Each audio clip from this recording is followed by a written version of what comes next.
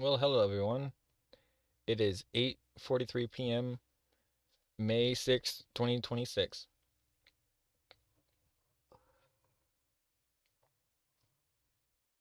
We got a few things to show you today. I only got because we didn't get to play the other night, I'm gonna only show a few tonight. I'm gonna end this early and then go and play my game. I have to reboot the YouTube channel and start my Twitch. But other than that, I won't have too much to do.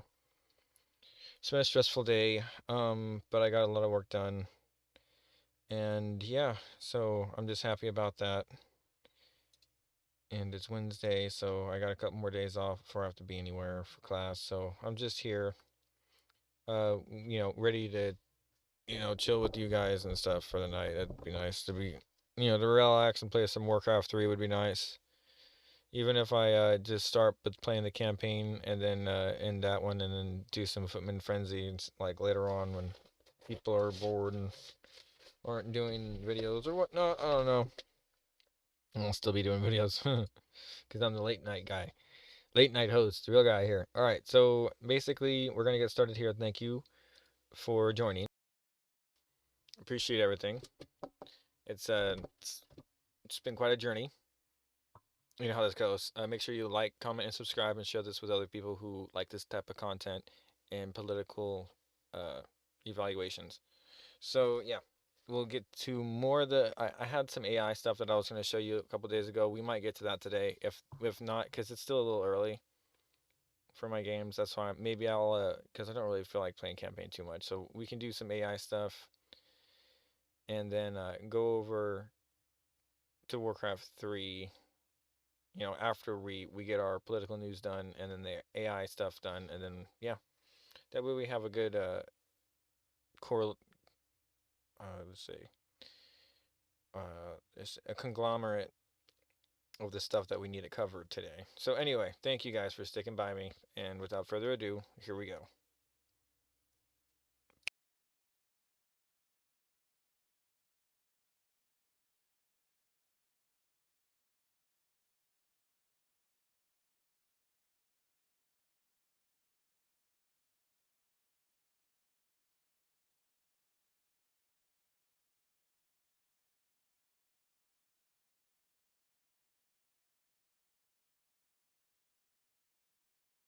Dun dun dun dun dun dun.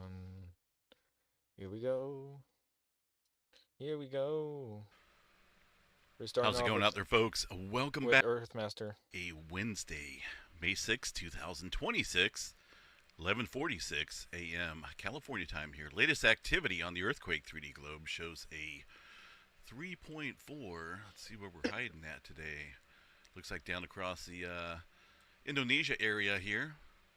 3.4 earthquake. Also some activity stirring up into California as well. So let's go ahead and start off down here across Southern California first, where we got a little cluster of activity near the Redlands area of Southern California. 16 earthquakes coming in here, including a 3.1, and looks like there was some 1s and 2.0 earthquake activity there yesterday as well.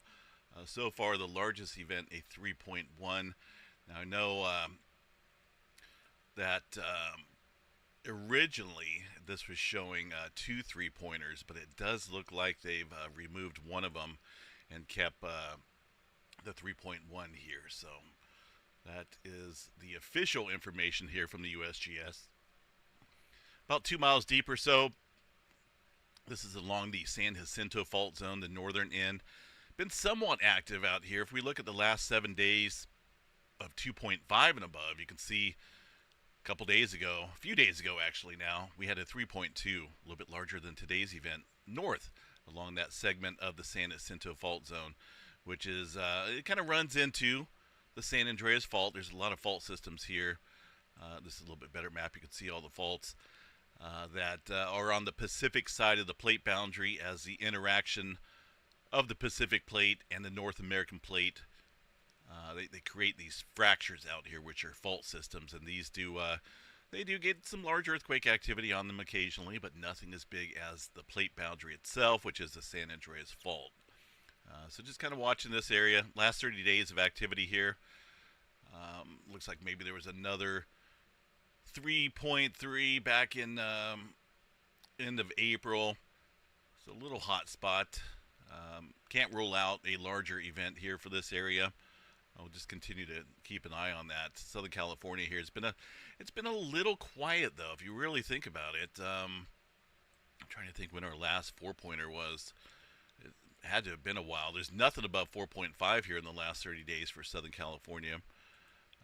Last 30 days, let's go back over here and see. Well, we did have, well, that was out in Nevada, that 4.4, but really nothing for Southern California in terms of 4.0 earthquake activity.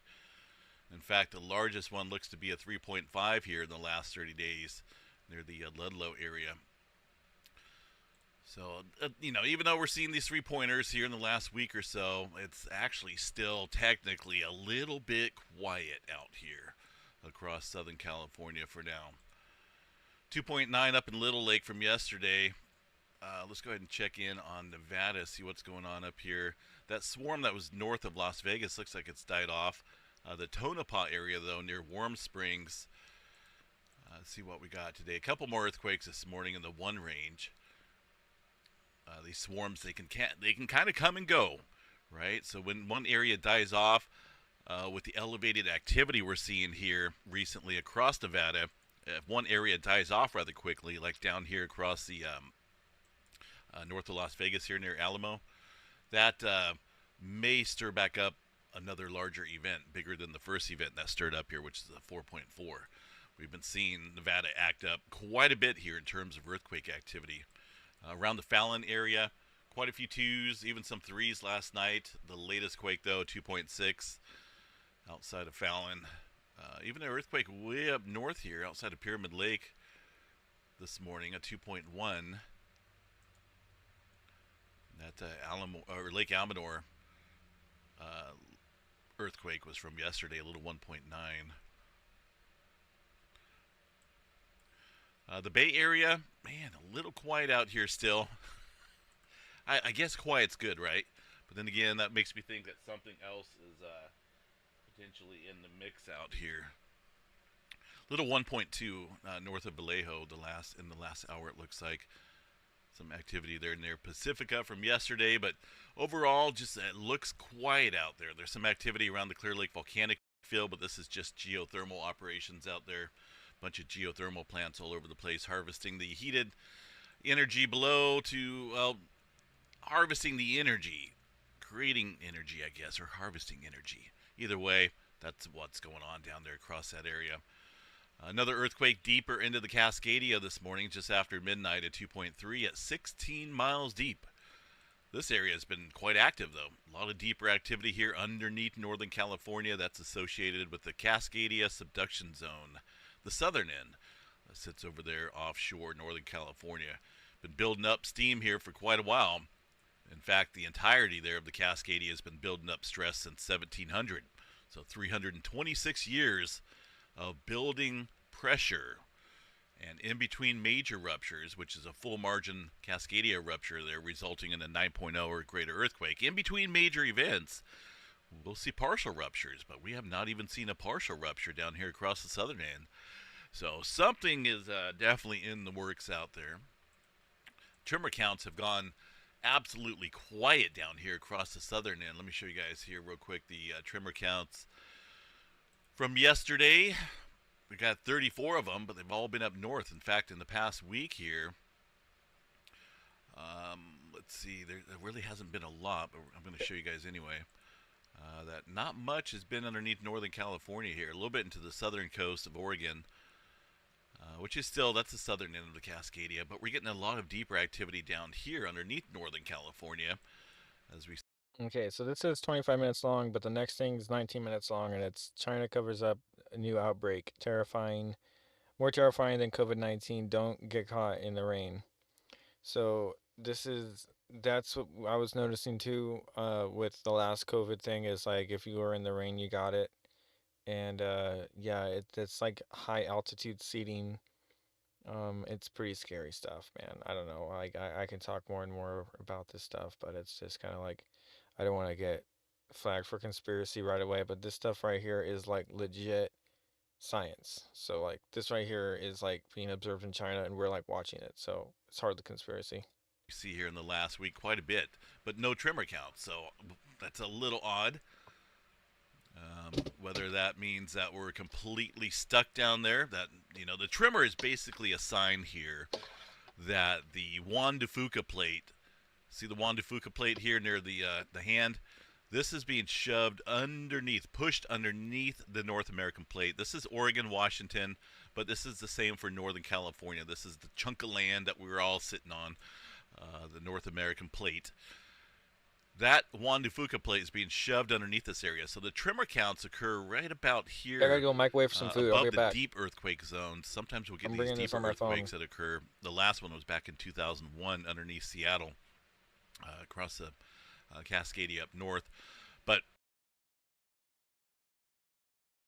here, that's a sign that the Juan de Fuca plate is further being shoved underneath the area. But when things stop, that means that, it can't go anymore.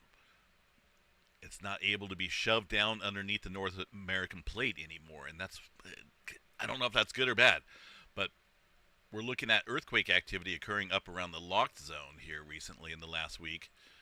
There's a lot of the activity into the southern end here, 10 miles deep into the locked area of the Cascadia. This is not surface fracture earthquake activity. This is some deeper movement there into the lock zone. So no tremor counts occurring, but we do have elevated earthquake activity around the lock zone of the Cascadia. That is interesting, so we'll continue to watch that. Up into the Pacific Northwest, nothing major going on. There's a little earthquake up there on the Seattle fault outside of Chico.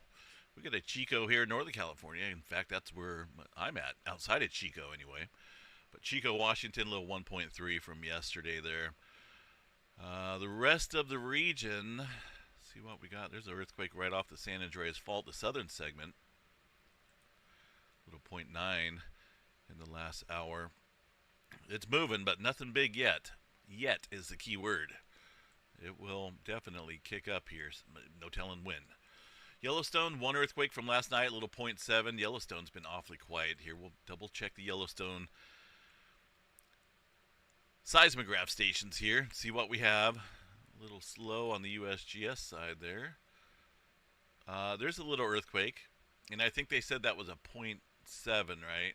So as you can see, the seismograph stations are working right because it did pick up that little 0.7. Even a little small microquake is a 0.7. But since then, really nothing going on, and previous to that, nothing. Yellowstone is it's a super volcano, but it is behaving quite nicely there. And that's probably best benefit there for our planet, that thing does not wake up. Oil fields of Texas, a little light out there, nothing big going on. In fact, a little less earthquake activity out there today. Eastern portion of the country, fairly quiet. Glance at the world view. So far today, 5.8 up here around the Aleutian Trench. This area has been popping with earthquakes, and it's just pretty much come to a halt right here. Maybe a little bit further to the west. Let's see what we got here.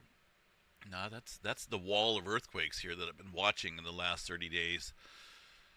Technically, it's been the last couple months here because we've had some 6.0 earthquake activity here in the last couple months. But it's coming to a halt roughly right about here along that area of the subduction zone with very minimal earthquake activity working its way across this other portion of the subduction zone.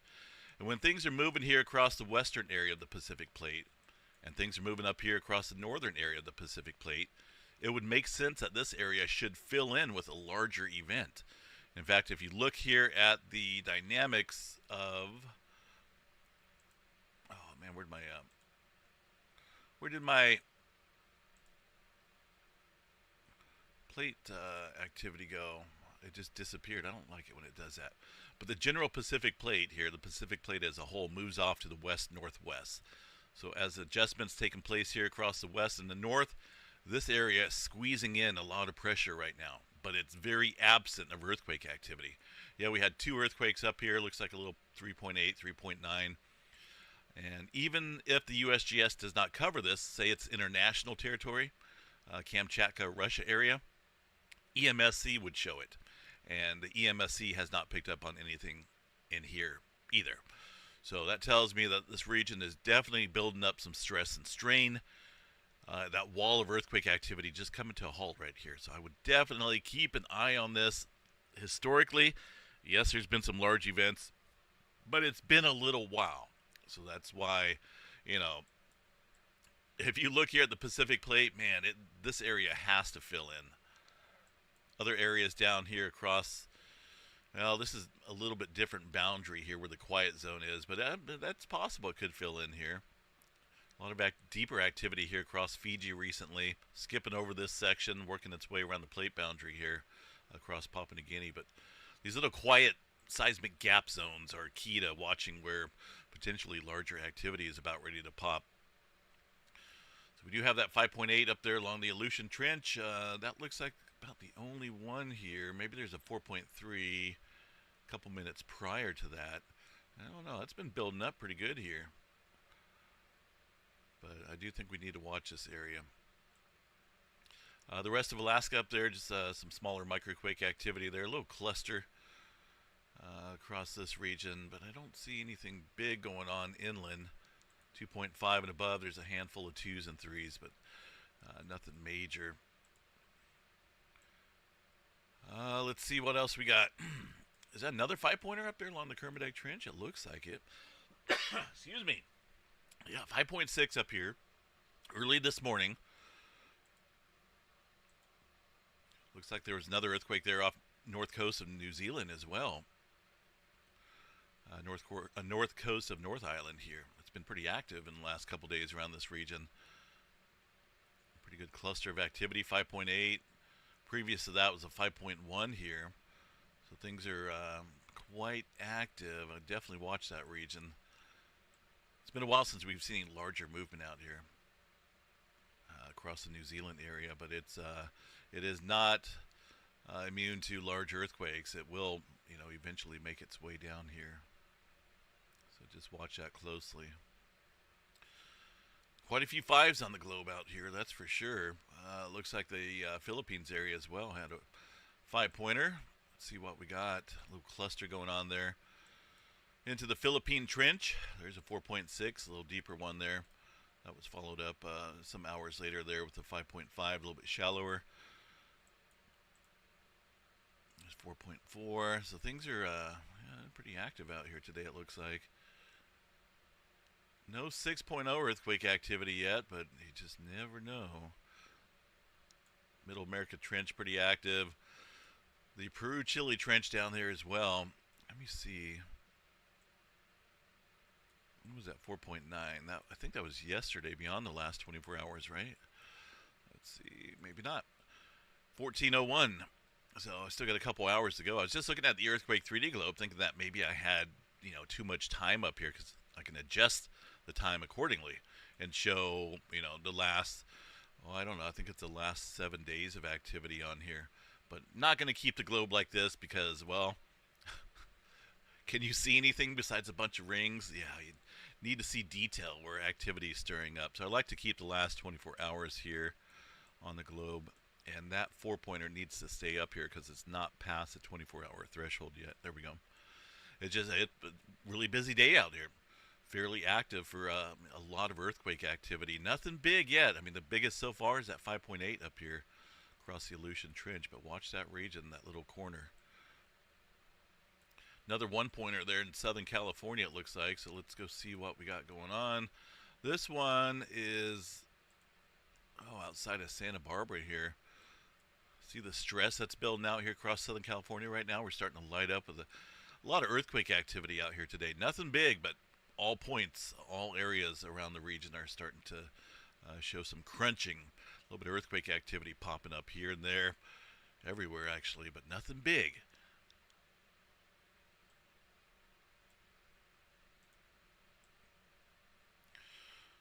All right, Java Trench, pretty good cluster there for now. Let's see, a lot of older activity across the Middle East region. Mediterranean, some older activity, including that deep earthquake there outside of Italy. But aside from that, looks a little light today. Nothing going on across the Atlantic. The big island of Hawaii, of course, the eruption there came to a halt yesterday. But we're getting a lot of earthquake activity out here right now, it looks like.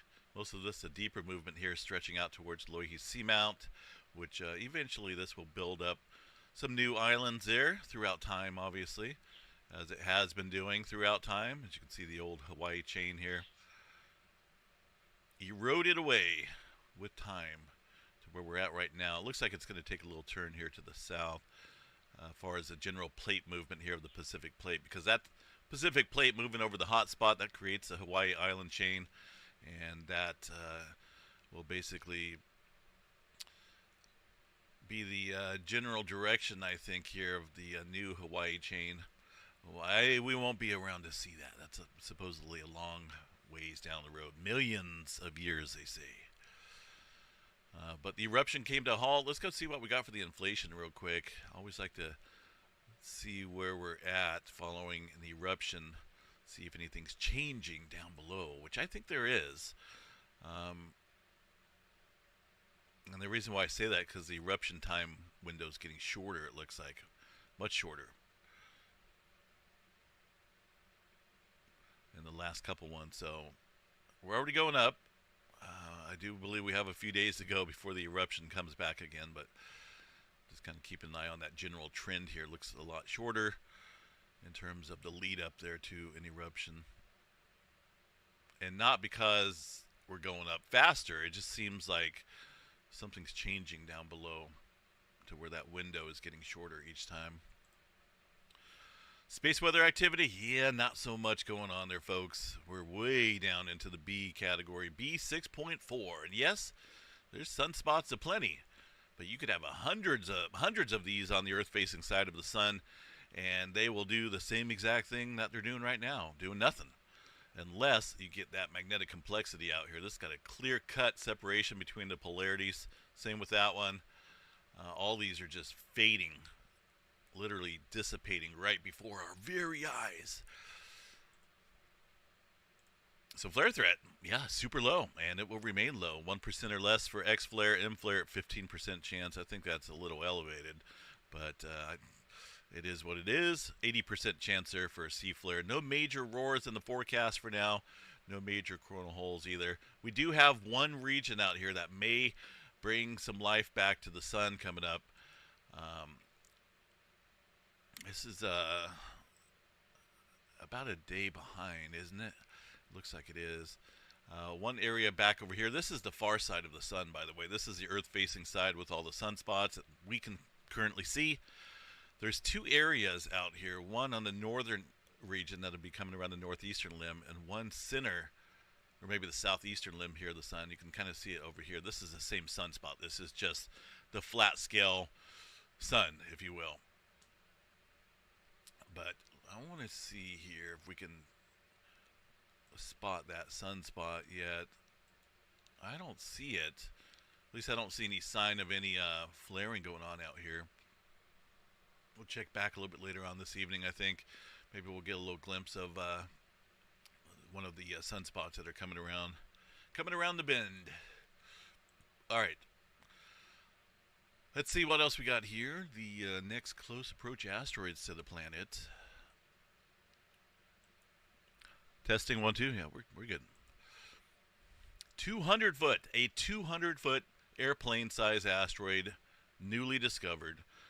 That is 2 million miles away. Over 2 million miles. That's good. Look at all these big ones out here popping up. Bunch of new ones. Oh, these are all newly discovered as well. That one's fairly close. It's under 1 million miles, but even at that distance there, that's fairly safe. But that's a big one. We definitely don't want that one slamming into the planet. Storm Prediction Center for severe weather today. Well, looks like portions of the south here are involved in the severe weather outlook. Got a tornado potential as well for today. Jackson, all across portions of Alabama, Georgia, Mississippi included in that as well. Wind and some big-time hail threat. The main threat today looks to be some tornado activity, folks. So be on guard. Listen to those weather warnings and keep your eyes on the sky out there. That's for today. For tomorrow, for the day on Thursday, severe weather shifts back further to the southeast there. A little tornado threat, a little bit of wind. Hail threat limited to the Texas area for now. All right, folks. Seismograph stations out there. A couple of them are offline. Not for sure why. I'm. Are they coming back? Is it one of those days where I'm speaking stuff into existence? I better be careful what I say out here. You guys ever have one of those days where, well, for me, when I go out, whether I'm shopping or just running an errand, for me, my first thought when I jump in the car and leave my driveway is like, oh man, I hope there's no drivers out there, no crazy drivers that are tailgating me, forgetting to use their turn signals. I'm always thinking about that in my head. And then sure enough, like down the block, somebody pulls out in front of me or somebody's tailgating me. It's just days like that where I think I'm thinking this stuff into existence. You can kind of create your own reality. I got to think positive when I leave my driveway. Technically, you got to think positive in life in general, anywhere where you're at. And of course, I've always believed positive thinking does bring positive people and positive vibes into your world. I'm a firm believer of that. If you're always thinking negative and always thinking about people driving crazy, well, that's all you're gonna see. So, but that's my little thought for the day. I think I got to run. I'm probably going to run to the store here in a little bit. So positive vibes. Maybe put on a nice song that you like. Keep positive, right? There we go. Seismograph stations came back online. See? Look at that. Little spike on Petrolia. Let's see here. I don't even know if they're reporting all those smaller quakes up there. I'd like to see how many are actually happening up here um, without taking their word for it, because it seems like they only show certain range earthquakes there across Northern California, even though it's definitely what looks like an earthquake there on the Petrolia station. Nothing coming in, though. All right, anyway, I will continue to watch everything out here, folks. I may do a live stream reset here. How many people we got in here? We got, looks like 29. 3.6. I heard it was yeah, 3.3.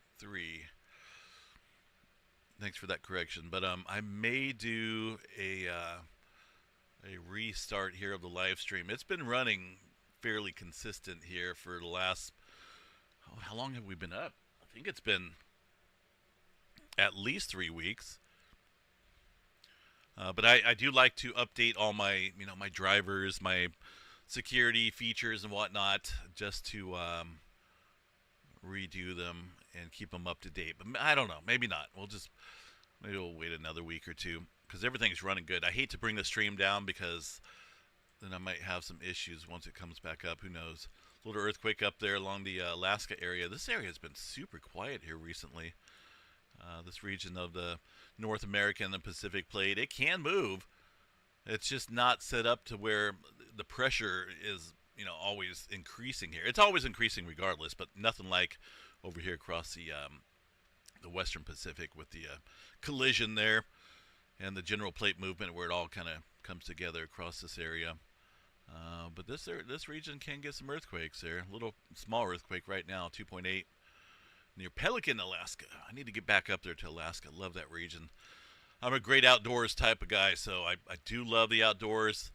And yeah, I got to get back up there. Anyway, positive thinking. Have a good one. We'll see you guys out here a little bit later on for the Wednesday night update. Take care. 赶紧把窗户关上。如果你现在在南方，千万 Close your windows right away. Do not go outside for deep breaths these days, even if the air feels fresh after the rain. Just listen. Immediately, right now, shut all the windows in your home tightly. Recently, warnings about avoiding the rain have been spreading widely across mainland Chinese social media. Some claim that emergency rooms are overwhelmed with cases of thunderstorm asthma, while others say the rain carries viruses and that even brief exposure can cause symptoms like headaches and vomiting, or even lead to acute encephalitis. Some doctors and health bloggers have also been advising people on how to protect themselves. A nutritionist from a radio station in Henan has recently posted several videos in a row, all urging people not to get caught in the rain. He said, This is not meant to scare you. Many of my doctor friends have shared posts saying that emergency rooms are now filled with patients struggling to breathe. These recent heavy rains are not ordinary storms. They act like a crushing machine. Through lightning and rainfall, pollen is instantly broken into extremely fine particles smaller than 2.5 micrometers. These particles can easily bypass the nose filtering system and shoot straight into deep lungs like toxic arrows. He also warned that people should not assume they are safe just because they have no history of asthma. If you have rhinitis or if you have recently felt unexplained chest tightness or coughing, then you may already be in the danger zone for thunderstorm asthma. More than half of the patients in emergency rooms right now are these hidden cases. Allergy expert Guang Kai from mainland China also explained in a video program that it is no longer rare for hundreds of people to seek medical care together after a single heavy rainstorm. Many people believe that rain can freshen the air, but for those allergic to pollen, thunderstorms are actually high-risk moments of concentrated exposure. However, beyond these explanations, there are also more mysterious claims circulating about avoiding the rain. Many people use a vague phrase, "those who understand, understand," to quietly remind each other. 下了一场雨，嗓子说不出话了。 After just one rain, my throat became so bad I could barely speak. Recently, extreme weather has been happening more often. Sudden hailstorm in Kunming, heavy rain in Qingzhou, and high temperatures across the north. The climate really feels chaotic. But why is it that after one rainfall, some people catch a cold, some lose their voice, while others feel pain throughout their nose? Is this still normal rain? She said that many people have recently been reporting similar experiences. They were completely fine, but after one rain, people around them began showing cold-like symptoms. Some cases are quite severe, even worse than the sore throat experienced during the COVID period. People describe pain across the entire face, with breathing and swallowing becoming very painful. Although experts explain that since April this is due to a high incidence of influenza A and B in northern regions, it still seems strange. Why would so many people be affected at the same time after an ordinary rainfall? A vlogger added, "What's even stranger is that many online users say that after it rained in their area, concrete roads and stone pavement looked as if they had been corroded. Could this be acid rain? Could it even be chemical substances? If normal road surfaces can be corroded like this, would there be long-term effects on people who get caught in the rain?" Some users also reported that after the rain, things resembling lichen appeared on the ground, and then many people came down with fever and cold symptoms. Could it be bacteria or viruses? If that's the case, it would be quite alarming. Some vloggers emphasize this is not superstition. From this year onward, do not get caught in the rain again. A netizen from Shandong even stated repeatedly, starting May 1st, do not get caught in the rain, do not get caught in the rain, do not get caught in the rain. A female vlogger from Heilongjiang known as Happy Angel posted a video on May 1st titled, "They are viruses in the rain." In the video, she directly explained her reasoning and used two cases to illustrate the seriousness. One involved a lawyer in Henan who was caught in the rain with his child for more than 10 minutes. After returning home, he bathed the child first and did not take care of himself. That night, he developed full-body convulsions and foaming at the mouth, and the hospital diagnosed him with acute meningitis. Another case involved a 29-year-old man in Changsha, Hunan, who worked night shifts. After being in the rain for more than 10 minutes, he developed a fever and abdominal pain at the same night. The next day, his condition worsened and he was taken directly to the intensive care unit for emergency treatment. In the comment section of the video, many users shared their recent experiences describing physical changes after encountering thunderstorms, which they believe support the vlogger's claims. One user from Yunnan said, "I got a little wet in the rain yesterday, and today I have severe headache, along with a cold and fever." Another user from Yunnan also said, "I was caught in the rain briefly, and now I have a terrible headache, chills, stomach pains, and a sore throat." A user from Hunan also confirmed, saying, "After getting caught in the rain, I had a severe headache and my back felt like it was being pulled. It feels very heavy." A man from Tianjin shared on May 1st, "It just rained and I only stepped out to my car to grab a pack of cigarettes. It took about 8 or 9 seconds. Less than an hour later, I started having a headache and fever." Hearing everyone say this, it really feels quite frightening. A user from Sichuan said, there are viruses everywhere now. Even items purchased online come with viruses on the delivery packages. Another user from Guangzhou reported that after the rain, a yellow liquid appeared in their yard. A user from Anhui said, after my car was exposed to the rain, it became corroded. I didn't close the windows tightly during the rain, and the marks left by the rain just won't come off. A netizen from Sanxi shared a personal experience as a warning. Since the start of this year, I've caught a cold 2 or 3 times. Each time it was just from being lightly exposed to rain, very light rain, at most a dozen drops, never prolonged exposure. I've never been this vulnerable before. What exactly is going on? In recent years, netizens across multiple provinces and cities in China have filmed drones spraying unidentified substances late at night. Many people continue to suspect that the authorities may be carrying out something concerning behind the scene. Since the end of last year, residents in Beijing, Shanghai, Liaoning, Inner Mongolia, Anhui, and other regions have come forward one after another claiming they witnessed drones spraying unknown liquids late at night. They also reported a strange smell in the air similar to burnt rubber. Videos circulating online appear to show drones releasing white mist in cities and rural areas during the night. Some hover in midair while others fly close to the ground, creating an unsettling scene. Some netizens also revealed that similar videos sparked heated discussion online but were quickly taken down by platforms.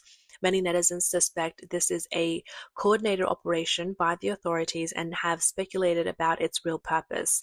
As officials have not responded, some believe this is not for public health purposes such as disinfection or disease control, but rather something hidden from public view.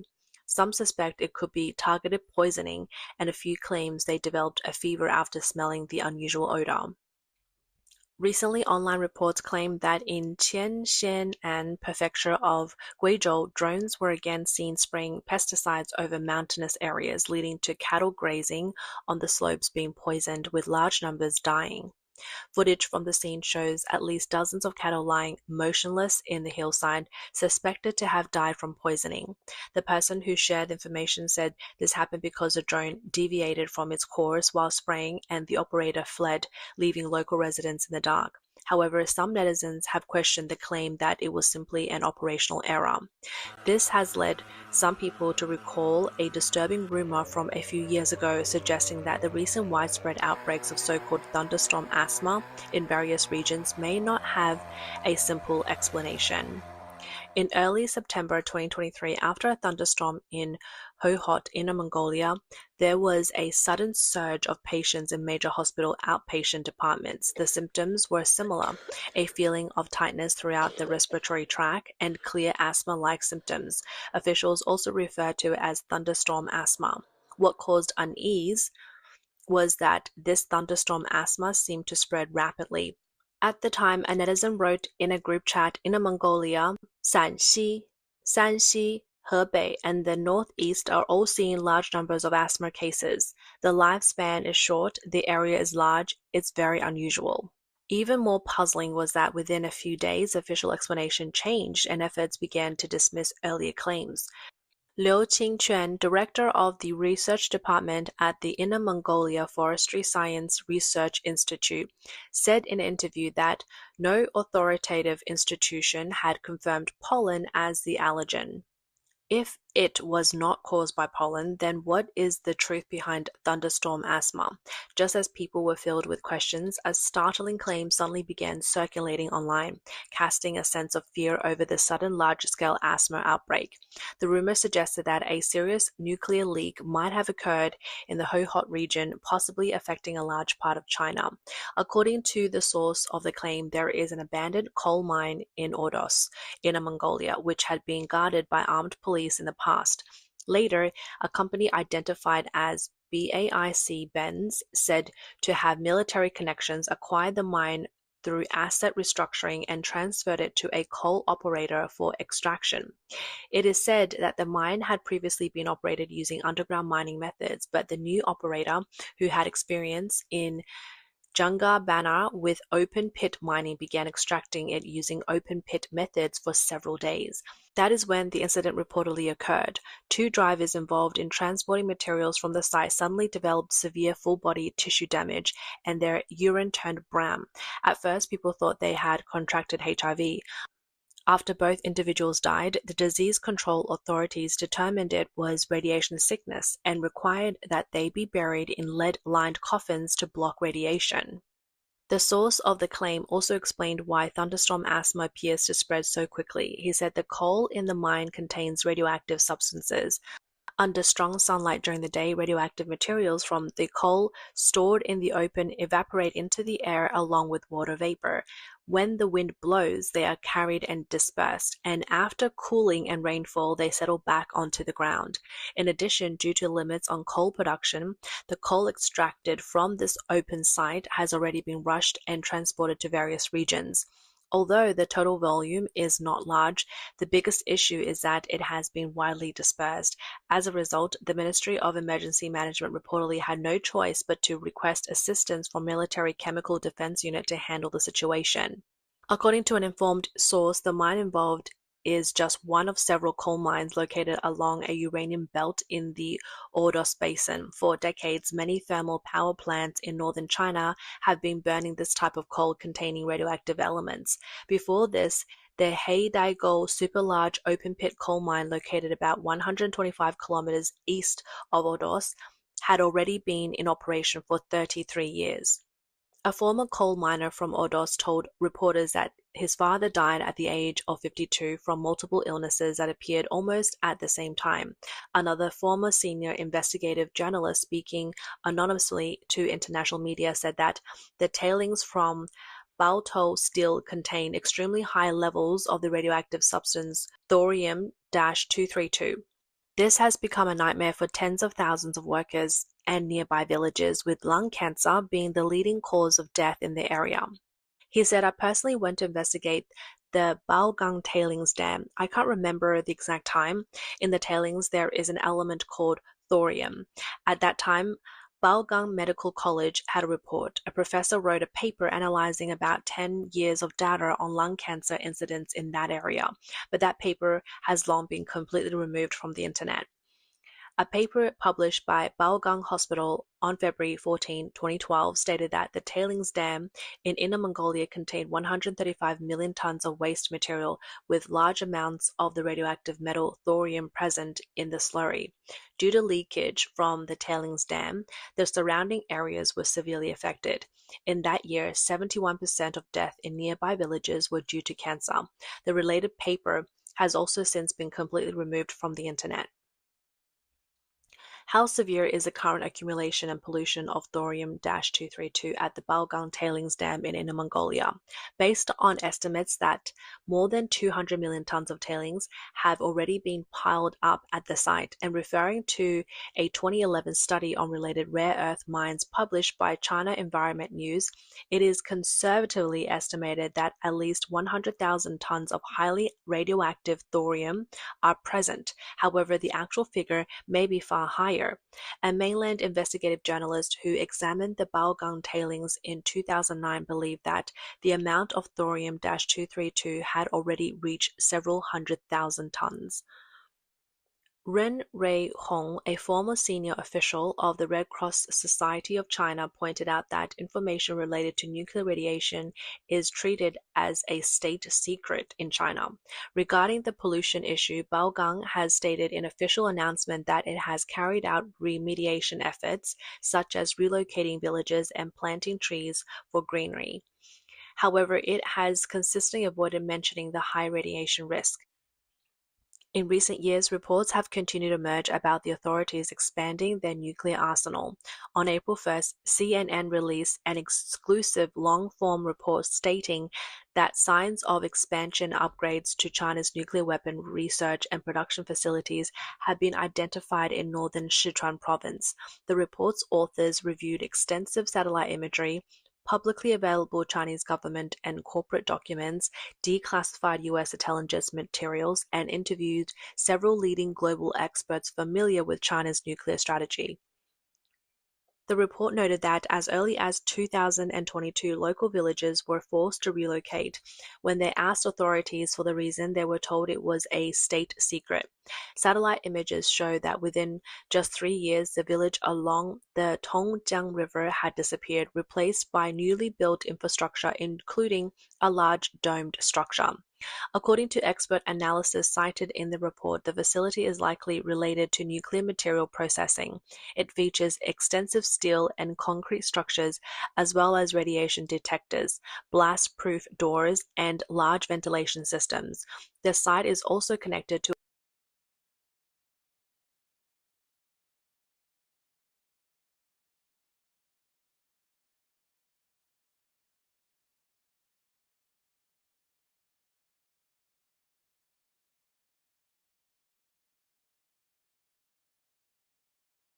a long-established nuclear weapon base, referred to by the U.S. intelligence agencies as the 906 base. U.S. nuclear arms control expert Jeffrey Lewis assisted CNN in reviewing the report. He noted that the entire complex is undergoing configuration, and ultimately the production capacity here appears set to increase significantly. Another nuclear facility referred to as the 931 base has also undergone major expansion over the past 5 years, along with comprehensive upgrades to supporting transportation infrastructure such as railways and roads. As a result, 2 villages were relocated in their entirety. Analysts point out that the recent emergence of thunderstorm asthma in multiple regions across mainland China, along with widespread reports of physical discomfort after rainfall, has largely been attributed by officials to the combined effects of extreme weather and pollen particles. However, when considering the large number of details circulating among the public as well as the authorities' consistent pattern of operations, some observers speculate that behind this seemingly natural health crisis, there may be undisclosed factors related to covert projects. These could include radioactive contamination and leakage from nuclear-related activities, or even secret experiments in the biochemical field. First, the official explanation for thunderstorm asthma itself raises a number of questions. In the past, the Inner Mongolia Forestry Science Research Institute has refuted related claims, stating that no authoritative institution has been able to clearly confirm pollen as the primary allergen. Against this background, some have begun to question what kind of substance could spread so rapidly under the thunderstorm condition if pollen is not the cause, and how it could lead to severe consequences such as full body convulsions, meningitis, or even death. There appear to be a gap that is difficult to explain when comparing these symptoms with a typical allergic reaction. Second, given the authorities' long-standing practice of withholding information and classifying nuclear radiation-related data as state secret, speculation about possible nuclear leaks is not without basis. More concerning is that satellite imagery has confirmed large-scale expansion and reconfiguration of nuclear facilities in regions such as Sichuan. Under policy that prioritized military development, a sharp increase in the handling of nuclear materials would inevitably bring higher safety risk. In addition, the current outbreak of thunderstorm asthma shows similarities to the situation seen in Inner Mongolia 3 years ago. However, compared to that time, the current public opinion environment has become noticeably more restrictive, and transparency of information has further declined. At the same time, ongoing online claims about drones spraying unidentified substances at night have led many people to draw connections suggesting that this may be related to some form of undisclosed handling or concealment activities. Speculation surrounding this incident continues to intensify. One representative view holds that within a system lacking transparency and public oversight, it cannot be ruled out that ordinary people may be becoming victims of biochemical experiments or the consequences of leaks from secret nuclear-related projects.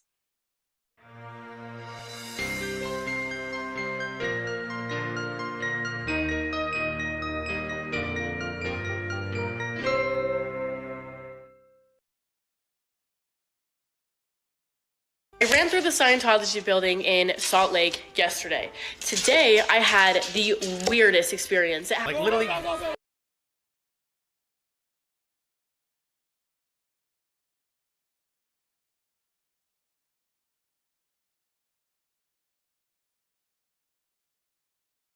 Okay, well done. So here we go. What's crazy about that? Here's a little bit about this, and then we'll get to playing some games. Having Jesus raid Scientology with you.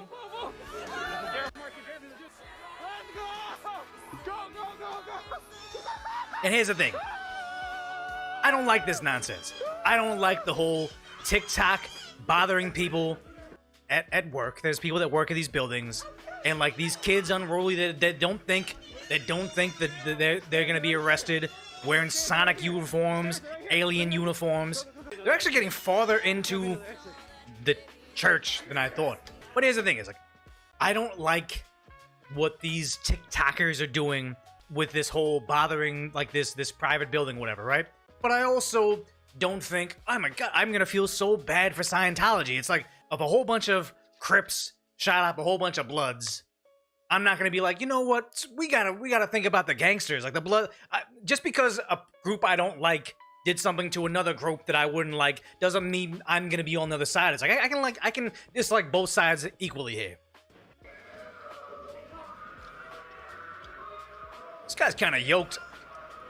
And here's one thing that people don't understand is it's very difficult unless you have like jiu-jitsu or ground fighting or wrestling training. It's very difficult to like detain somebody even if you're larger and stronger, because people can just be squirmy, and especially if you're not trying to hurt these people, and on a staircase makes it dangerous. And also the idea that in LA County, if they hurt any of these kids going inside the church, they'll probably be sued. It's the precedent, exactly. We don't want this to become socially acceptable. Even though I'm not here trying to say, leave the Scientologists alone, leave Tom Cruise alone. I'm not crying for that, but I don't like this.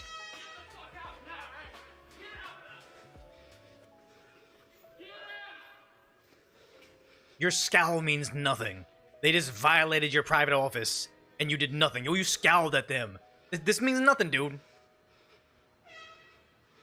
Does he have a fire extinguisher? And here's the thing: is like the squaring up with them, staring them down, holding the fire extinguisher. It means nothing because you know they're not going to do anything about it. I don't like this again, but also the idea that they can't inseminate these kids because they can come back tomorrow and nothing will happen. Faultless behavior, exactly. Something needs to be done about this, but the crazy part is it actually has Scientology on their heels, because this has been in LA, Scientology raid with Jesus. You have a New York City Scientology raid from some other guy out there. This has become a much larger, that was probably like 100 kids. 100 kids in a different city doing this for clicks, exactly. These kids don't give a F, and that's the issue, because these cities have said, hey, look, they're learning, they don't know, we can't throw them in jail. They know there's no real life consequences. That's why, like, drug dealers recruit the kids to go commit the terrible acts and to sell the substances, because they know that they're not going to face the same consequences as the adults. Completely capable of understanding they're doing wrong, but when you coddle them too much, they end up doing this nonsense. Yeah, they're not leering.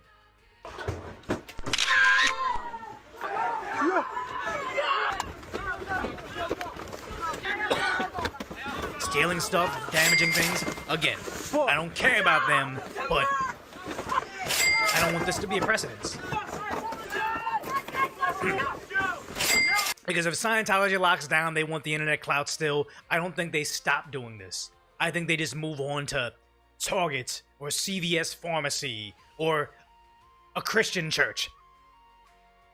Ironically, there is one religion I don't think these kids would dare do it to. Oh yeah, he lost his shoe. Yeah, New York City has it, and it's even gone to another country. This is in Vancouver. Canada has Scientology speedruns now. Well, then he got arrested. And I wonder how long it's gonna be. They unmasked that kid. He was running in there. They're arresting him. I'm sure people aren't too happy with the idea that they're protecting this church, but not a lot of other churches from being literally set on fire. But the idea that I imagine Vancouver won't have this be a problem for too long, because they immediately went after it. Oh,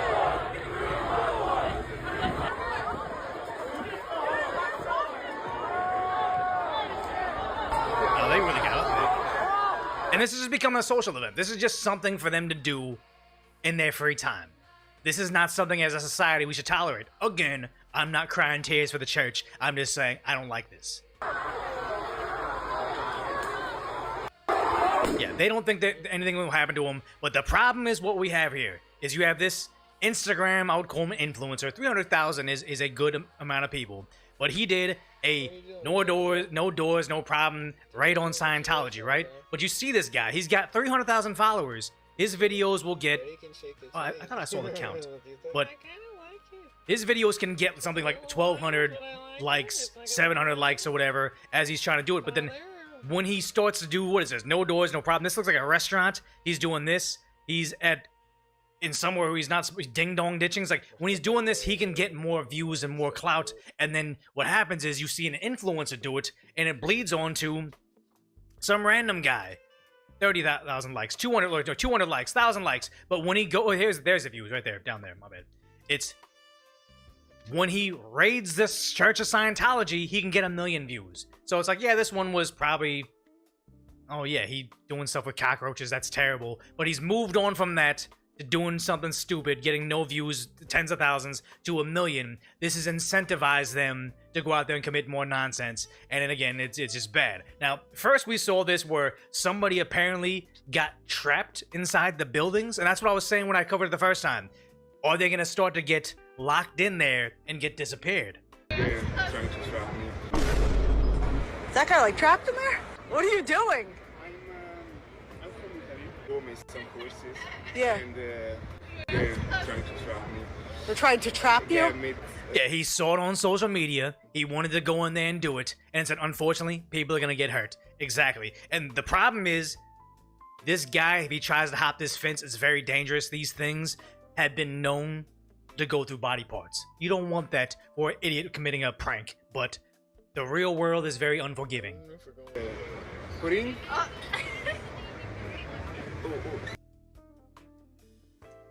Dang, it's like lagging out on us again. I'm like, who's Corinne? They trapped people before for years. Toucan. Exactly. Don't do that. Don't do that. Whatever. But the worst one about it is this girl apparently was saying she speedrun a Scientology building in Salt Lake City. This is country. This is going international now. But she's saying she's being stalked and harassed by Scientologists now.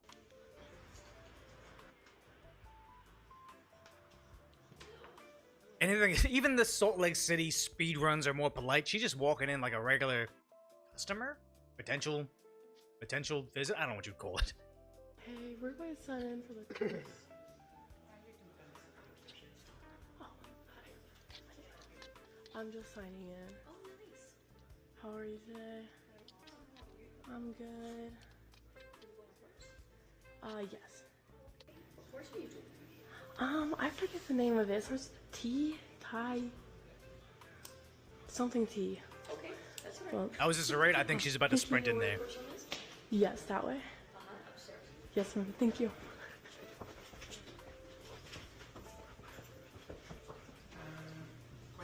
Is this way? Is this way?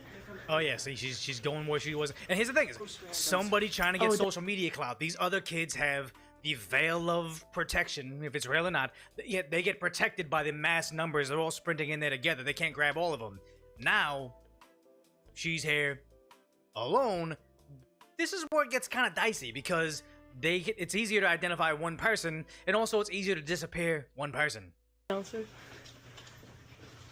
Can I just real quick? You don't understand why people do this? Is because they're idiots and they want social media clout. Is it this way? This one over here, my bad. She keeps on checking if she's recording, I think.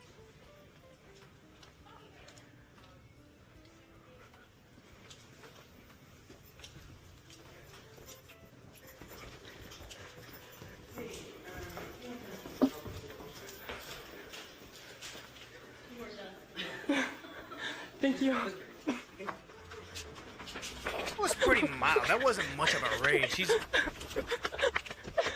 Holy shit. That was literally nothing.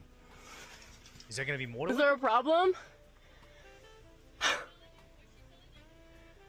Is there a problem? Okay, why are you recording then?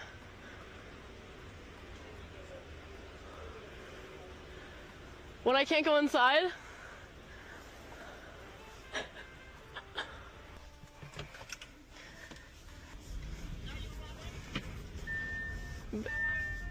What, ma'am? Oh, now she's been antagonized. I'm not running. I said, why are you recording? Oh, and here's the can't thing, go I inside. hate the fake posturing. You had her in the building. If you were gonna do something, you were gonna do it. I don't want anything to happen like that, but I don't like the whole idea. Oh, you're not running? Now I'm bold. Now I'm gonna fight you. And it's like, nobody leaves it. I don't think you have any power here. I hate this. And look, I mean, like, seriously, what's the deal? I can't go inside. I can't go inside Scientology. You would have been welcome inside had you been friendly. You're How are creepy. you today? So I'm not running, I'm parked here and talking to you. Yeah, we don't. So she doesn't I don't take know this why you're seriously getting now. pictures of my license plate when it's She legal. doesn't take it serious, but now she's actually kind of worried. I ran through the Scientology building in Salt Lake yesterday. Today, I had the weirdest experience. It happened like 15 minutes ago. I was getting gas at Maverick. Now, mind you, I have been driving around. It was near my house at the time, like very close to my house. A lady in a red like Chevy like mom car, she pulls up behind me while I'm pumping my gas, and she takes her phone out and she's recording. And I was just shocked. I was like, oh, you're probably not recording me, but it was very obvious that I was the only one there and her camera was directly on me at the pump. And so I looked at her and I go, And I've heard about this stories of people that like are excommunicated. They leave the Church of Scientology and they get kind of harassed in this weird way. It might be happening to her because she followed a social media trend. like, me? Like, are we good? Like, cause I didn't do anything wrong driving. I didn't cut anyone off. I was driving safe. There was no reason for that to happen. And so I go walk up to her to go say, hey, why are you taking photos of me and my license plate in my car? And she drives away. She literally, like, sped away and turned down a neighborhood and disappeared, and I couldn't find her. I think that this might be someone from Scientology. I don't know, and I'm gonna keep watching, but I'm gonna keep y'all updated. I'm saying it right now that if I disappear, it's because of Scientology. Look, here's the thing: is that maybe she's just being paranoid, but also. You wouldn't be in this scenario if you weren't trying to chase social media clout, because yes, it's everywhere. It's what the New York City one. They're running in there. You still got, what is it? Is this a different angle than this Vancouver one? We want. This is the kind of person that will break into your house while they're bringing you a DoorDash order. No. Now some random person's gonna take. No. I don't think that's the thing. But it's like the crazy part. They've gang stalked people. That's the word I was looking for. Gang stalking, possibly gang stalking situation here. But it's like it's actually impacting their bottom line because someone said, "Hey, before the speedrun thing, they used to love to have kids inside there." Like, oh my god! Oh wait, no. Why do you have kids in there again? Why is it only kids, Shannon? Every time I see you guys, it's only kids. What the? This used to be a thing right there, right? But now you're seeing this, what is it? Film the Police to LA. They have like day 5, day 6, day 8. Like, they've been shut down for a while now. Of Scientology's main recruiting center in the world being closed. They closed up shop because these kids have been doing speed runs. Now, I've heard some people saying they removed the door handles from the outside, which is a fire violation. But as long as you can still get out, I kind of feel like that's okay because they say you have to have doors so the fire department can get in, but it's like every fire escape doesn't have door handles. So, chat, is that? Oh, I don't know the actual technical role, but is this a fire hazard? Are they allowed to do this? But the thing is, they're having a hard time recruiting because TikTokers decided it's funny to essentially cyberbully them. advocate doing it. I just recognize the fact that the end result of what they've done is this place is closed, and they are unable to recruit kids So it's and not fire families. code. Will they chain the doors from the inside? Dang. I just wonder how many of these ex-Scientologists that are on YouTube can say they've had this sort of effect. This is true. He was talking about ex-Scientologists that go on there. Who is it? Is it Leia Remini? I think she's the girl from King of Queens, the wife of the mom. No, the mom. She was a mom later, but the wife from King of Queens talks about being in it, leaving it, and having them essentially like gang stalk her. She's probably had a little bit of an impact on them, but nothing like what the bunch of kids on TikTok are doing. Yeah, Leia Remini, she escaped them. They're actually they're impacting it.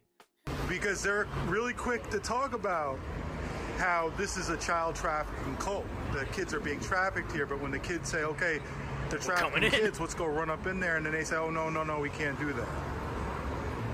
Fair point.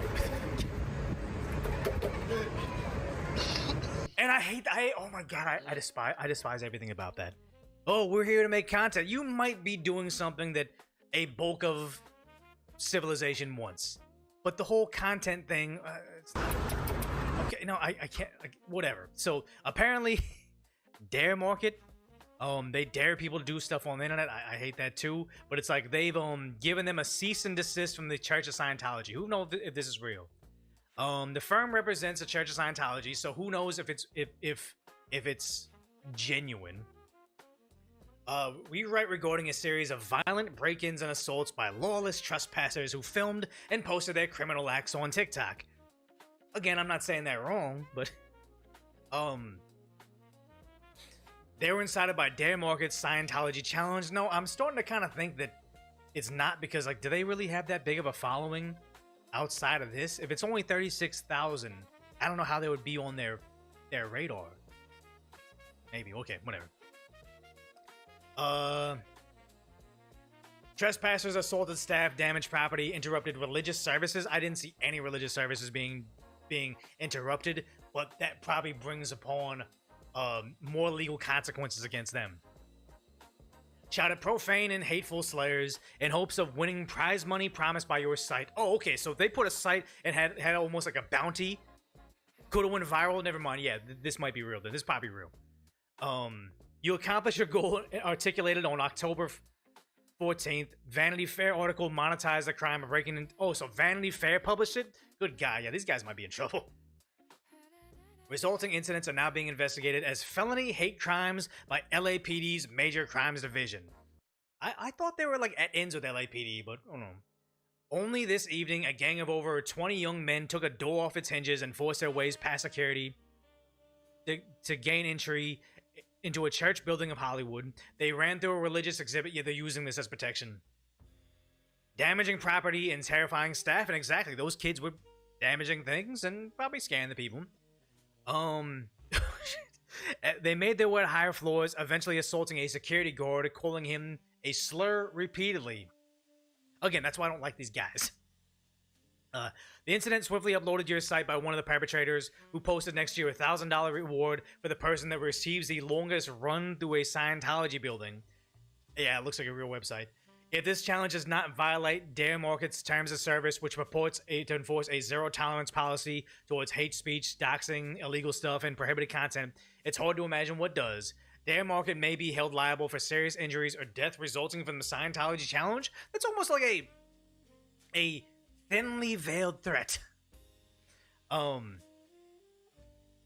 As demonstrated by recent court proceedings against TikTok and X following the deaths of people regarding to online challenges. Those courts rejected the argument that the sites are immunized under Section 230. Your site takes a step further, and you are incentivizing this. Your dare is insightful, so you'll be held. So yeah, we demand you take down this challenge immediately, including all related posts. I'm kind of on the side of believing this. And then Fox News actually reported on it saying, hey, they're calling it hate speech. Well, Christine, these videos are happening more and more, and there's concern that someone is going to get hurt. Go, go, go, go! People rushing in, then running out. The stairs are right here, right here, right here. Oh yeah, we saw this one. TikTok trend going viral, showing masked groups forcing their way into Scientology centers. They call it the speed run, Scientology speed run. Church officials calling it a hate crime. You can't charge them with a hate crime if they're not doing nothing. I mean, we're not young. Yeah, these are glasses, and this is why you know he's an idiot. You can't charge us for a hate crime. It's like, well, religion is under one of the protected classes, and also if some of your group was in there shouting racial slurs, and it's recorded on several different cameras because you have the metas with the camera right there, you might think it's a prank, but you're gonna get yourself put in a higher classification of crime than you would have. You don't understand it. That's why they're idiots. And he's in black bloc. No, he's an idiot. He is what he is. Yelling racial slurs. We're not yelling anything. Two people speaking with us anonymously say and that's the thing is what I'm sure they weren't necessarily calling a guy that slur, the N one, right? I'm certain they were probably saying it like, what's the word, colloquial, whatever. Like there's no friendly way to say it, but they're saying it as in like with each other amongst buddies. But the simple fact that you were saying it makes it a hate crime if you're using that slur. I don't care if you think it's fun to say around the neighborhood, you're still saying it while committing this crime. They're using religion to protect themselves. You're escalating this. Involved in at least one of these videos. We're literally just running in to see what we can see and find. It's a rush. Like, it's a rush. Yeah, that's not the excuse you think it is, you idiot. It could happen. Part of us are scared that we're gonna get like trapped in there. So then why do you want to do it? Because we're stupid.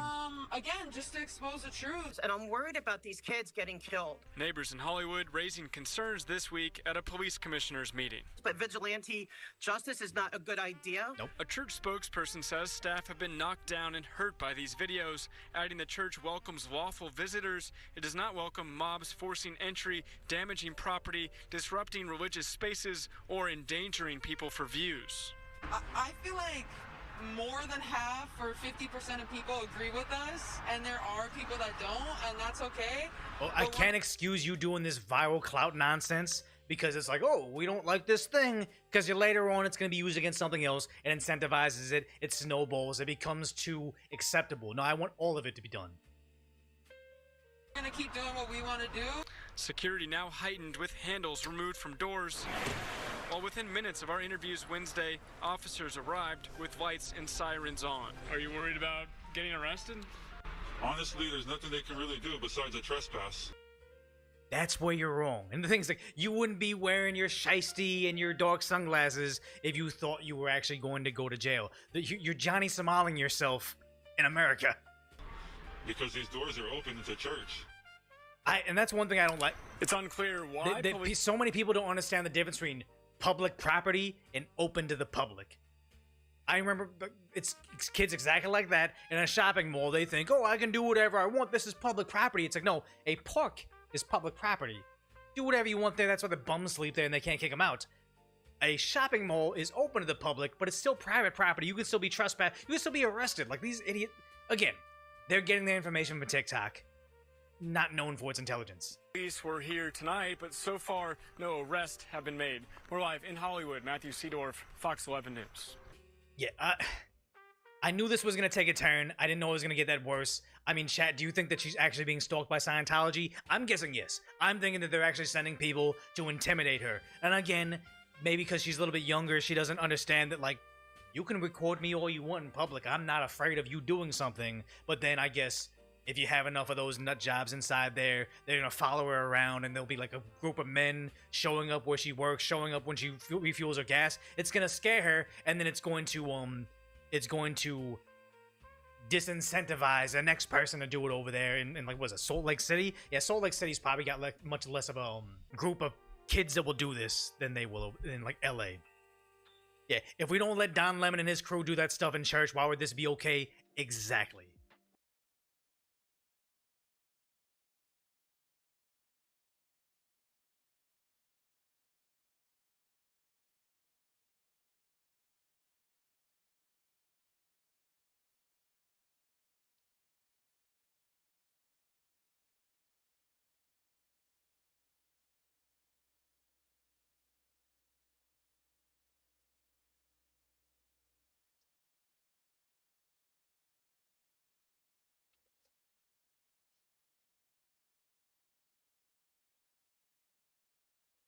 Okay. I was getting kind of relaxed there.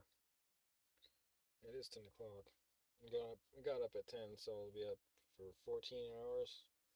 Might just rest and watch some more and play tomorrow. You know? Shit.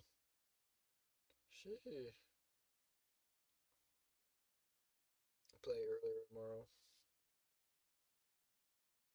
And just relax.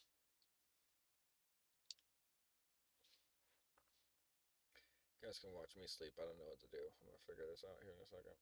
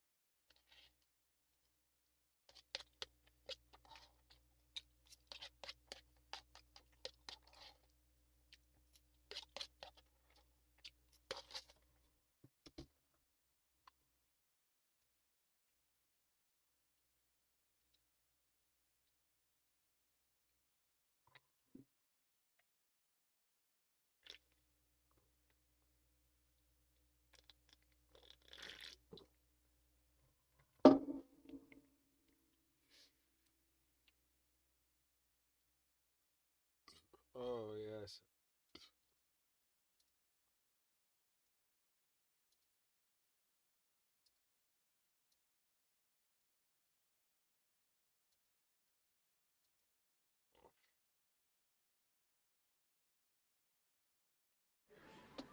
Hello. Thank you guys for having me today. I'll be filling in for Caroline today, obviously. So I'll have a brief remarks here, and then we'll get to your questions. As you know, over the weekend, the president announced this Project Freedom And the goal of it is to, frankly, if you want to talk about it, it's to rescue like almost 23,000 civilians from 87 different countries that are trapped inside of the Gulf and left for dead. Wow. In the Persian Gulf by this Iranian regime. You know, for more than 2 months now, these innocent sailors and commercial crew members have been stranded out at sea because Iran is conducting something that's not just criminal. It's criminal for sure, but it's desperate and destructive, this blockade of the Straits of Hormuz. Nations from around the world, the overwhelming majority of whom are not even engaged in any military hostilities, They don't have anything to do with it. are now at risk not just of losing their cargo, but the lives of their own citizens because of this blockade. Yep. These ships, you know, you don't leave a ship out there for this long. You start running out of food. You start running out of potable water, essential supplies, and they're at the mercy of this piracy. And what it is, it's piracy. And not only that, but some of them have seen, you know, been open fire on and rained down senseless attacks on several civilian ships. I've seen videos already. of this. So frankly, the way to put it, crashing these are out. innocent bystanders. These are countries that, and ships and so forth that have nothing to do with any of this, and nonetheless are being caught in the middle of it and being held hostage merely because Iran could do that, just because of, just as the regime brutally slaughtered tens of thousands of their own citizens for the crime of peaceful protest, because they're unhappy with the quality of life or the lack of quality of life in Iran today. And so they're sitting ducks. They're isolated. They're starving. They're vulnerable.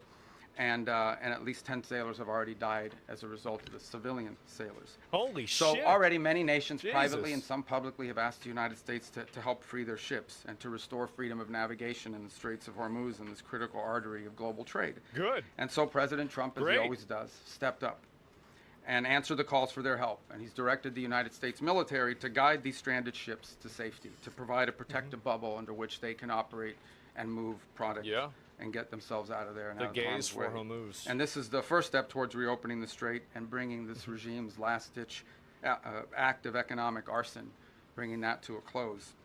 We're doing it not only because we were asked, but because we're the only ones who can. We have the power to sort of take the steps that we've taken now. Under this president, under President Trump, the United States will help our friends. We're going to stand up to rogue regimes like the one in Tehran, and we're going to be unashamed to use our power and our abilities to project military power in the service of our national interest above all else. Now, what's really important for you to report and for everyone to understand is this is not an offensive operation. This is a defensive operation. And what that means is very simple. There's no shooting unless we're shot at first. Okay? We're not attacking them. But if they're attacking us or they're attacking a ship, you need to respond to that. You're not going to let some fast boat come up on a ship and shoot it up. We're going to respond to it, and we've been successful at it. obviously. I don't know what the exact number is, but I know a number of those fast boats have now been targeted, and will continue to be. If they pose a threat to our forces, we'll shoot down drones, we'll shoot Good. down missiles, Fuck but 'em. it's defensive in nature. This is defensive. So if you hear stories about attacks and launching of firing back and forth, it's not back and forth. We are only responding if attacked first. This is a defensive operation, and that's what's occurring here. Just about the importance of the Straits for a moment. This is approximately a quarter of the world's oil trade, along with significant volumes of fuel and fertilizer that operate through the Straits of Hormuz. The Iranian regime not cannot do be that? allowed We to are. dictate who uses this vital waterway. I don't think this is also being reported enough. Maybe you are reporting. I don't read everyone. I don't many damn outlets here. I don't know who you all are, but I mean I know who some of you are, but I don't know who all of you are. But I will say this about it. This is an international waterway. Okay, this is an international waterway. And international law is very clear, and I love it because everybody always talks about international law, and this international law on this is very clear. International waterways, no country can control them. There is no international law that allows you to say, I'm going to put mines in an international body of water, and I'm going to blow up ships that don't listen to us and try to go through. That's what Iran is doing. This is a criminal act. No and someone needs way. to do something about it. Something needs to be done. It's completely illegal, completely illegitimate, and completely unacceptable. And that's why the United States military is guiding stranded commercial ships safely through the strait and is working to restore freedom of navigation and putting an end to these efforts to hold the global economy hostage. So far, as a proof of concept and as a proof of function, 2 U.S. flag merchant ships have successfully transferred the Strait of Hormuz in the first stages of this project, and they're now safely on their way. Great. The U.S. military is deploying the necessary assets to extend this defensive umbrella over commercial shipping. But there should be no mistake. And as I said this already, this is a defensive operation. I want to reiterate that point. This is important to understand. If no shots are fired at these ships and no shots are fired at us, we're not firing shots. But if we're fired on, we will respond, and we will respond with lethal efficiency. The assets supporting this project, by the way, include guided missile destroyers, over 100 land and sea-based aircraft, multi-domain unmanned platforms, and 15,000 of the finest military service members on the planet. These forces have already destroyed, as I told you earlier, I thought it was 6, it's 7 Iranian fast boats that failed to heed our warnings. And by So fast boats, we're talking about, some of these things look like Boston whalers.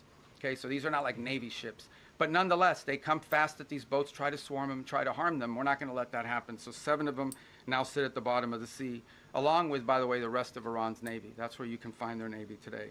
And we're going to continue to systematically clear this passageway through the straits to restore freedom of navigation. Now, while this project steadily progresses, Operation Economic Fury, continues to impose maximum pressure on the Iranian I never regime even heard of that. and what remains of their already frail economy. Today, inflation in Iran is 70%, and their currency is in total and complete freefall. U.S. sanctions enforcement is stepping up. It's moving in lockstep with the naval blockade to degrade 70%. Iran's capacity to generate, to move, and repatriate revenue. It directly targets the regime's primary revenue lifelines. Yeah. The blockade alone is costing Iran as much as $500 million a day in lost revenue. 90% of total Iranian trade has been halted, causing permanent damage to Iran's oil infrastructure as wells are forced to shut in. Again, all of this is in response to their piracy. Jesus. Okay, it cannot be that you have these straits and they blow up any ship that moves and the only ships that get to go through are theirs. You can't have a situation in which the straits are closed He's to totally everyone right. else, but they benefit from the Exactly. piracy. That can't happen. That's why the blockade is in place, and that's why these sanctions are crippling them. Any foreign financial, and by the way, Treasury is now identifying and cutting off every dollar of revenue that's flowing to this Thank regime. God. So, look, any foreign financial institution or commercial actor that enables Iran's sanctions evasion is going to face Go after secondary them. sanctions Yeah. exposure and a loss of access Get to they the ass. U.S. financial system. As President Trump has said, and the facts clearly bear out, the United States of America holds all the cards. There is no scenario here I've heard that in before. which if they decide to join a ladder of escalation, they wind up getting the last say. But our preference is for these straits to be opened to the way they're supposed to be open, back to the way it was. Anyone can use it, no mines in the water, nobody paying tolls. That's what we have to get back to, Yeah. and that's the goal here. Duh. Every day the conflict continues, however, our leverage on Iran will continue to increase, and their position will continue to weaken, especially as the blockade really begins to bite in conjunction pack with the 'em up, bro. sanctions. So, look, the time's come for Iran to make a sensible choice. And it's not easy for them to do that, obviously, because they have a fracture in their own leadership system. And apart from that, I mean, the top people in that government are, They're to say the nutballs. least, they're insane in the brain. And so we need to address that, and it's difficult because it's hard to get past that in their system. But it's important for them to make a sensible choice and the one that's right for their people. The president, our president, has proven time and again So that his true. preference is peace. So but Iran true. must accept the reality of this Uh-huh. situation and come to the negotiation table and accept terms that are good for them, but ultimately good for the world. The diplomatic path, if there's a real diplomatic path, I'm not sure it's going to be one, but if there's a real diplomatic path and we continue to explore it, Steve and Jared are working on that very hard. Yeah, if there it's is not one gonna there, happen. it could be one that leads them to reconstruction, to prosperity, and to stability, and to not posing a threat to the world. The alternative is growing isolation, economic collapse, and ultimately total defeat. I know what the right choice is for Iran. I hope that the people over there making decisions will make the right one. The last point I would make, and it really is important for them to understand this, is they really shouldn't test the will of the United States, at least not under President Donald Trump. He has proven time and again that he will back up what he says. And if they test him, ultimately they will lose. The hard way, the easy way, the long way, the short way, they will lose. And with that, it's time for your questions. So, Catherine, why don't we start There with it you is. first? Hi, Catherine Herridge. I'm an independent journalist. Secretary Rubio, have you seen any recent indications that Iran is willing to give up its nuclear weapons program that is credible, No. verifiable, and No, that would they're not lead gonna do to that. immediate de-escalation? Well, need look, it. this is a long-standing problem for them, right? I mean, they have Yeah. they have always said they don't want a nuclear weapon. That's because they've always said that. They just don't mean it. And why do you say, well, how do you know they he's don't mean lying. it? Well, we don't mean it because they're doing all the things, and historically have tried to do all the things that you do if you want a nuclear weapons program. For Yep. example, they innovate and try to innovate long-range delivery missiles that Oh. now, in some cases, are capable of reaching much of Europe. They build these large underground centrifuges for enrichment activity. Why would you do There are that? there are countries Why in the would you world that do are that? involved in the enrichment business, but these guys do it in mountains, and Yeah. in caves, and in hiding. They've always had secret common components sense. of their nuclear program undisclosed to the world. And we know for a fact that they retain highly enriched uranium at 60%, that they did so. And that has no civilian use, none, zero whatsoever. Thank you. So they have an opportunity here to agree to something that will make it clear that they're not interested in one thing is to say we don't want a nuclear weapon. Another thing is to do the things that prove you don't want a nuclear weapon. By the way, if what Iran wants is a civilian nuclear program for power plants and stuff like that, Yeah. there are a lot of countries in the world that have that, and they don't enrich. They import the enriched material. You know, they could have that if that's what they wanted, but they're not acting like that's what they wanted. They're acting like they want a military, nuclear program. That's wonder why. unacceptable. So that's the process we're engaged in now. To create, that's the object of this diplomacy, is to come up with some level of understanding about what are the topics that they've agreed to negotiate on. We don't have to have the actual agreement written out, and one day this is highly complex and highly technical. But we have to have a diplomatic solution that is very clear about the topics that they are willing to negotiate on and the extent and the concessions they're willing to make at the front end in order to make those talks worthwhile. That's what Stephen Jarrett and the whole team is working on, and I hope to have good news on it. That's the outcome we would prefer. That's the outcome we would have preferred a year ago. Yeah. That's the outcome I think most of us 10 would have years preferred ago. a long time ago. But that's not the option they've given us given their activity. All right, there's no way I can figure out who to call on. I'm just going to press right in the middle, right there, you right there, yeah. Right in the back row. Thank you, Mr. President. I'll go to you next. I can't get everyone. You know that. All right, go ahead. Thank you, Secretary Rubio. Keep going right. Welcome to the White House. What's You're that? Talking to me, sir? Yeah, to you, yes, sir. Thank you.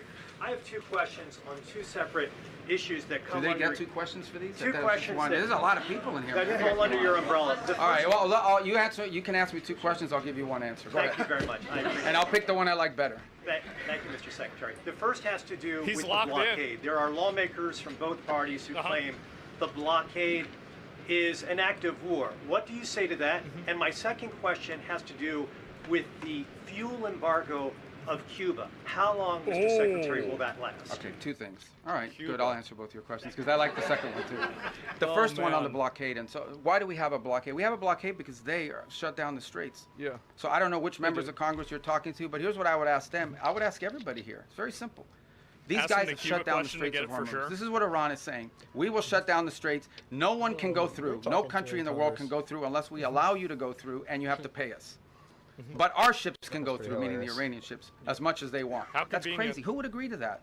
So how are we going to have a situation where they get to close the straits to everybody, and the only people who are allowed to go through there 100% without paying anything are the Iranians? them. Yeah. If you do that, they'll keep the straits closed forever. They're trying to make this some new normal. Why the fuck? Why Under no wouldn't you? circumstances can I we mean, ever allow them to stupid. normalize the fact that they get to blow They're up commercial so ships stupid. and put mines in the water. Duh. So the response to that is we're going to Fucking blockade your idiots. ships. If everyone's ships are not getting out, goat your ships are not fuckers. getting out either. They can That's not make an act of war. That's a manage the defensive street. measure. It's a counter to what Crazy. they have decided to do. You know what is an act of war? Putting mines in the water. Why don't the members of Congress, whoever it is complaining about it, they should be all over that. These guys put mines in the water. That alone, mining in the water is illegal, period, under any circumstances, and they've done it. This is crazy stuff. But Remember this is what that they've whenever done. you see people On crying Cuba, about international law. oil blockade on Cuba. There's no oil blockade on Cuba per se. Here's what's happening with Cuba. Okay, Cuba used to get free oil from Venezuela. Used to give them a bunch of free oil. They would take like 60% of that oil and resell it for cash. It wouldn't even go to benefit the people. So the only blockade that's happened is the Cubans have decided, the Venezuelans have decided we're not giving you free oil anymore. That's And convenient. you can only I wonder why imagine they decided nowadays, that. the way oil prices are, no one's giving away free oil, much less to a failed regime. So the problem with Cuba is worse, okay? Their economic model doesn't work. Doesn't work. And the people who are in charge can't fix it. And the reason that I can't fix it is not just because they're communists, that's bad enough, but they're incompetent communists. The only thing worse than a communist is an incompetent one. And that's what, so incompetent communists run that country. What's they don't the know how to fix difference? it. They really don't. And we have 90 miles from our shores, a failed state. That also He's so happens to be good. friendly He is. territory for some of our adversaries. So it's an unacceptable status quo, and we'll be addressing it, but not today. Okay. All right, let's go to the front, right there. Secretary Rubio. Yeah. You are going to the Vatican to meet with the Pope. Is this an attempt to smooth things over with the Pope, Next. given the rhetoric between President Trump and Mafia?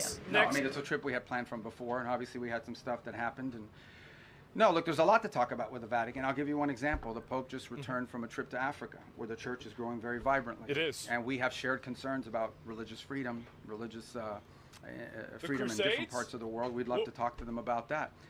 the topic of Cuba. You know, we gave Cuba $6 million of humanitarian aid, but obviously they won't let us distribute it. We distributed it through the church. We'd like to do more.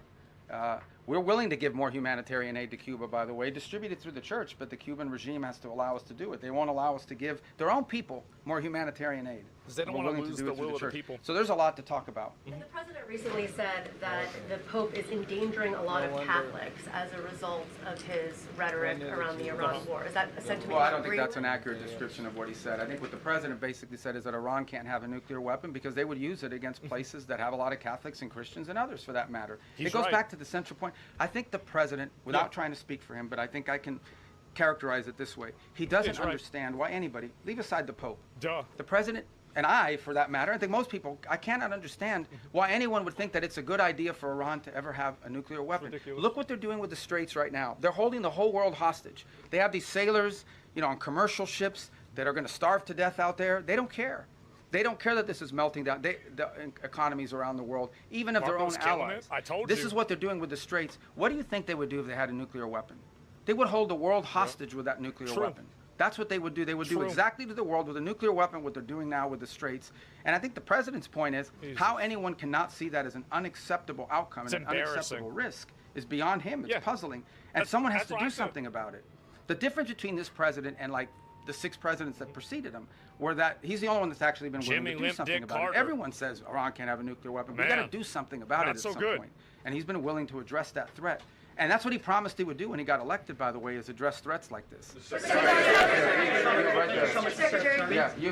I wish I knew your name. Thank you so much, Mr. Secretary. Can you put name tags on? Thank you so much, Mr. Secretary. Who are you with? Who are you with? I'm with Rudao Media Network. Okay.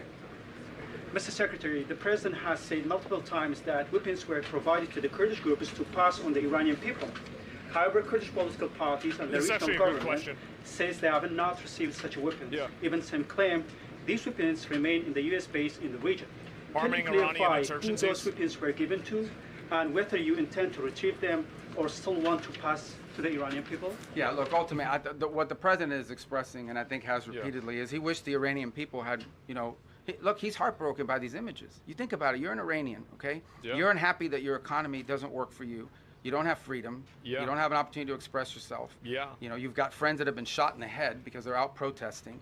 And it's heartbreaking to him to see that these people are abused in this way and have no measures to take against their own government as a result of it. By the way, this goes back, if you guys remember the protests in 2009 where they slaughtered people in the street. Oh, the last time this is a vicious regime, guys. Okay? These are people that hang people from cranes in the town square so everyone can see.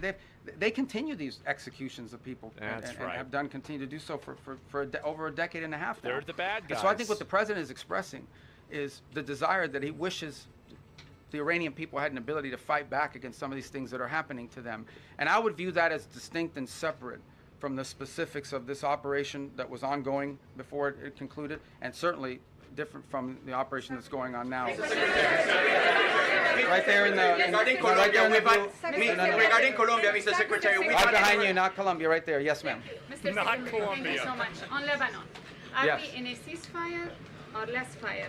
And the second question, do you think you would be able to achieve an agreement between Lebanon and Israel without risking a civil war in Lebanon? What are you doing to risk? What are you doing to? No, I got it. I got the gist of your question. So look, here's the challenge with Lebanon. Okay, there's no problem between the Lebanese government and the Israeli government. Israel doesn't claim any land in Lebanon belongs to them, and by and large, I think a peace deal between Lebanon and Israel is imminently achievable and should be. Well, yeah, obviously. The problem Why with would it Israel and not be? Lebanon is not Israel or Lebanon. It's Hezbollah. Hezbollah operates from inside of Lebanese territory. They terrorize and attack Israelis, but they also are inflicting tremendous damage on the Lebanese people. The reason why Lebanon gets That's what I attacked said. by Israel Remember that? is because of Hezbollah. See? Because Hezbollah is hiding in some house, launching rockets against Israelis, and then they get hit. So what you're seeing now is Israeli responses to either attacks or perceived threats. And this is not new. This has been going on for a very long time. What is our hope? Obvious. Our hope is to It's engage obvious. the Lebanese and Israeli governments under our mediation at the table to achieve this. Get rid of Hezbollah. And that is having Lebanese armed forces and a Lebanese government, not just with the Hezbollah. willingness, but with the capability to begin to challenge Hezbollah and Exact- disarm them. Because the Lebanese people are also victims of Hezbollah. Oh, thank And God. by the way, on the Yes. topic of Hezbollah in Lebanon, who is behind Hezbollah? Why do they Iran. exist? They're Iran. an agent of Iran. That's if you right. go through that Middle East and you identify every problem, Hamas, Hezbollah, to some Man. extent the Houthis, obviously, and others, behind every one of these groups is Tehran. So apart from the nuclear weapons, apart from all these other things, these guys are behind all the bad actors. Hezbollah is a wing. It's an extension of Iranian desire to destabilize the region. Hamas. So we're very committed to this process. It's not going to be easy. You're asking me a complex question. You know this has been going on for a very long time. It's not going to be easy. We're going to do everything we can to make sure that Some both Lebanese sides people are continue to Christian. talk Yeah. so that progress can be made on some sort of permanent ceasefire that isn't constantly spoiled by Hezbollah and by Hezbollah violence. Right in there. Thank you, sir. I'm winging it, guys, okay? Right there, yes, sir. You mentioned the 2 U.S. ships that safely crossed the Strait of Hormuz. Are other ships being told it's safer to get back to regular levels, or are we still going to see limits in place for the foreseeable future? For obvious reasons, I'm not going to broadcast who we're talking to or who we're telling them to move. I mean, we want these operations to be safe, and I think as it unfolds and ships get through, we'll make those announcements after the fact, just for operational security purposes. But the goal here is pretty simple. Establish a zone of transit that is protected by a bubble, the United States, both naval and air assets, and then allow ships who want to move through there and get to market, to begin to increase confidence in the ability to do so. That doesn't happen in 12 hours. It takes time to set up that bubble and gain that confidence, but that's the goal. We have been in touch. We've been in touch, I don't know, with a bunch of different liners about moving, and we're hoping to continue to improve the security situation, and we'll start to see some of that movement. And we'll announce it as it happens after the fact. We're not going to be like broadcasting, hey, tomorrow at 12, ship X is going to be coming through for obvious reasons, because that degrades the security. Man. But we feel confident we're going to be able to achieve that. Look, it's not going to solve the whole Straits problem. It's going to solve a lot of it. One up. But it's important to challenge what Iran is doing now. Guys, again, I wonder if you take anything away today, and I can't tell you what to write, but Iran cannot be allowed to normalize this control of the Straits. It's completely unlawful, illegal. It's outrageous. And every country in the world should be joining us and condemning it and doing something about it. But the United States has stepped up and is trying to do something about it. Regarding Colombia, Mr. Secretary, we've had several tourists. I'm sorry. We'll see if we get to Colombia today. Go ahead. You guys have an election now. Why don't you wait till after your election? Mr. Secretary, Go ahead. John Michael Yes, Ross sir. with Daily Mail. I was curious about your meeting with Southcom earlier. There was a picture, a map of Cuba behind you. What did you discuss with Southcom about Cuba? Why Did you have any updates on? I'm not going to tell you what I discussed with Southcom. but it had to do something with Cuba. No, What about? Cuba's in Southcom. You know, Fair it's the enough. closest part. And so the second point, I was there. Our ambassadors were in from the whole Western Hemisphere. I was Not addressing Colombia. them. You know, meeting the general who just took command of Southcom. And there happened to be a Conquer map of Cuba. Cuba. And I They said, have it'd be to good if we beat took a Iran picture in first. front of that map, because it's like the closest thing in Southcom to the United States. So there it is. We have maps of other countries. Huh? What about Greenland? Did you update on Greenland? No, they didn't have that map then. They only had in the red, right there in the red. In the red, okay. Cristina de Telemundo, Mr. Sec. Can I ask you in Spanish or can I Yeah, ask you can answer in Spanish. You Muchas can ask me. gracias. But they'll have to translate for them what you So ask me. I'll say it in Okay. English, and if you can answer in both languages. Today I checked the webpage of the State Department, and there's still a $25 million bounty on Diosdado Cabello, the Secretary of Interior, for drug trafficking and narco-terrorism. I was wondering if that has been put on hold, or if you're negotiating with President Delcy That's a lot of money. Rodriguez It's a big bounty. to turn him over. Is Yeah, that I don't have needed? any updates for you on No, that. no. The website is what it is, and that's where it stands. It That is what policy it hasn't is. changed. But guys, I mean, right. let's be mature here a little bit. I'm not going to tell you about what we're talking about with the leader of these countries. El Departamento de Estado sigue considerando a Diosdado Cabello un narcoterrorista y un narcotraficante, como dice en la página del Departamento de Estado. La política de Estados Unidos en ese tema no ha cambiado, y cuando cambie te dejaremos saber. The politics of the United States on that, the policy of the United States on that topic hasn't changed. When it does, you know, obviously we'll inform you, but I don't have any news for you on that today. Right there in the green. I'll get to you guys. Right there in the green. Are you guys all the TV people? All right, go ahead. I'm sorry. Go. I'm learning. They gave me a little map. I don't know where I put it of the people here. Some of you had like red X's. I'm kidding. No, it's not true. Go ahead. Thank you, Mr. Secretary. The average price of gas in the country right now is Yeah. $4.50. Do you have a thought on how long Americans are supposed to kind of accept this? Do you think it will affect Republicans' majorities in the midterms? Well, I'm not going to speculate on the politics of it. You can tell me. I mean, look, it's obviously being driven by global events. That was true during the Russia-Ukraine war as well, where you saw that come up. It's one. Look, we don't benefit from the Straits as much as other countries. I don't know if you've seen what the gas prices are like in other parts of the world that are really suffering. Are they bad? Big time. I don't even know. So we're very fortunate that the United States, I believe right now, is like the world's largest net exporter of oil and natural gas as a result, not because of Maybe. this war, but because Oh, we no. have this capacity. He's so we've been cooking, he insulated to is. some degree. We're obviously still vulnerable to Yeah, some he's extent to popping off. global prices, and so. This is good. But in the end, I mean, we're more insulated than other countries, even though that's not welcome news to Americans that are paying more at the pump, no doubt about it. Yeah. And it certainly is one of the circumstances of it. There are people that we're predicting would be much higher at this point, but we're not taking that for granted. Suffice it to say that think about it this way. Everybody needs to think about it this way. If Iran had a nuclear weapon, and they decided to close the straits and make our gas What the prices like fuck could we do $9 a about it? gallon or Yeah. $8 a gallon, we wouldn't be able to do anything about Exactly. it because they have a nuclear weapon. And a nuclear-armed Iran could do whatever the hell they want with the straits, and there's nothing Like anyone North would be able Korea. to do about it. That fat And that's one retard. of the many reasons, apart from like the massive loss of life in a nuclear strike, why Iran can never have a nuclear weapon. I mean, so this is an example of if they had a nuclear weapon, they closed the straits and they would tell the world, what are you going to do about it? We have a nuclear weapon. We can attack you with it.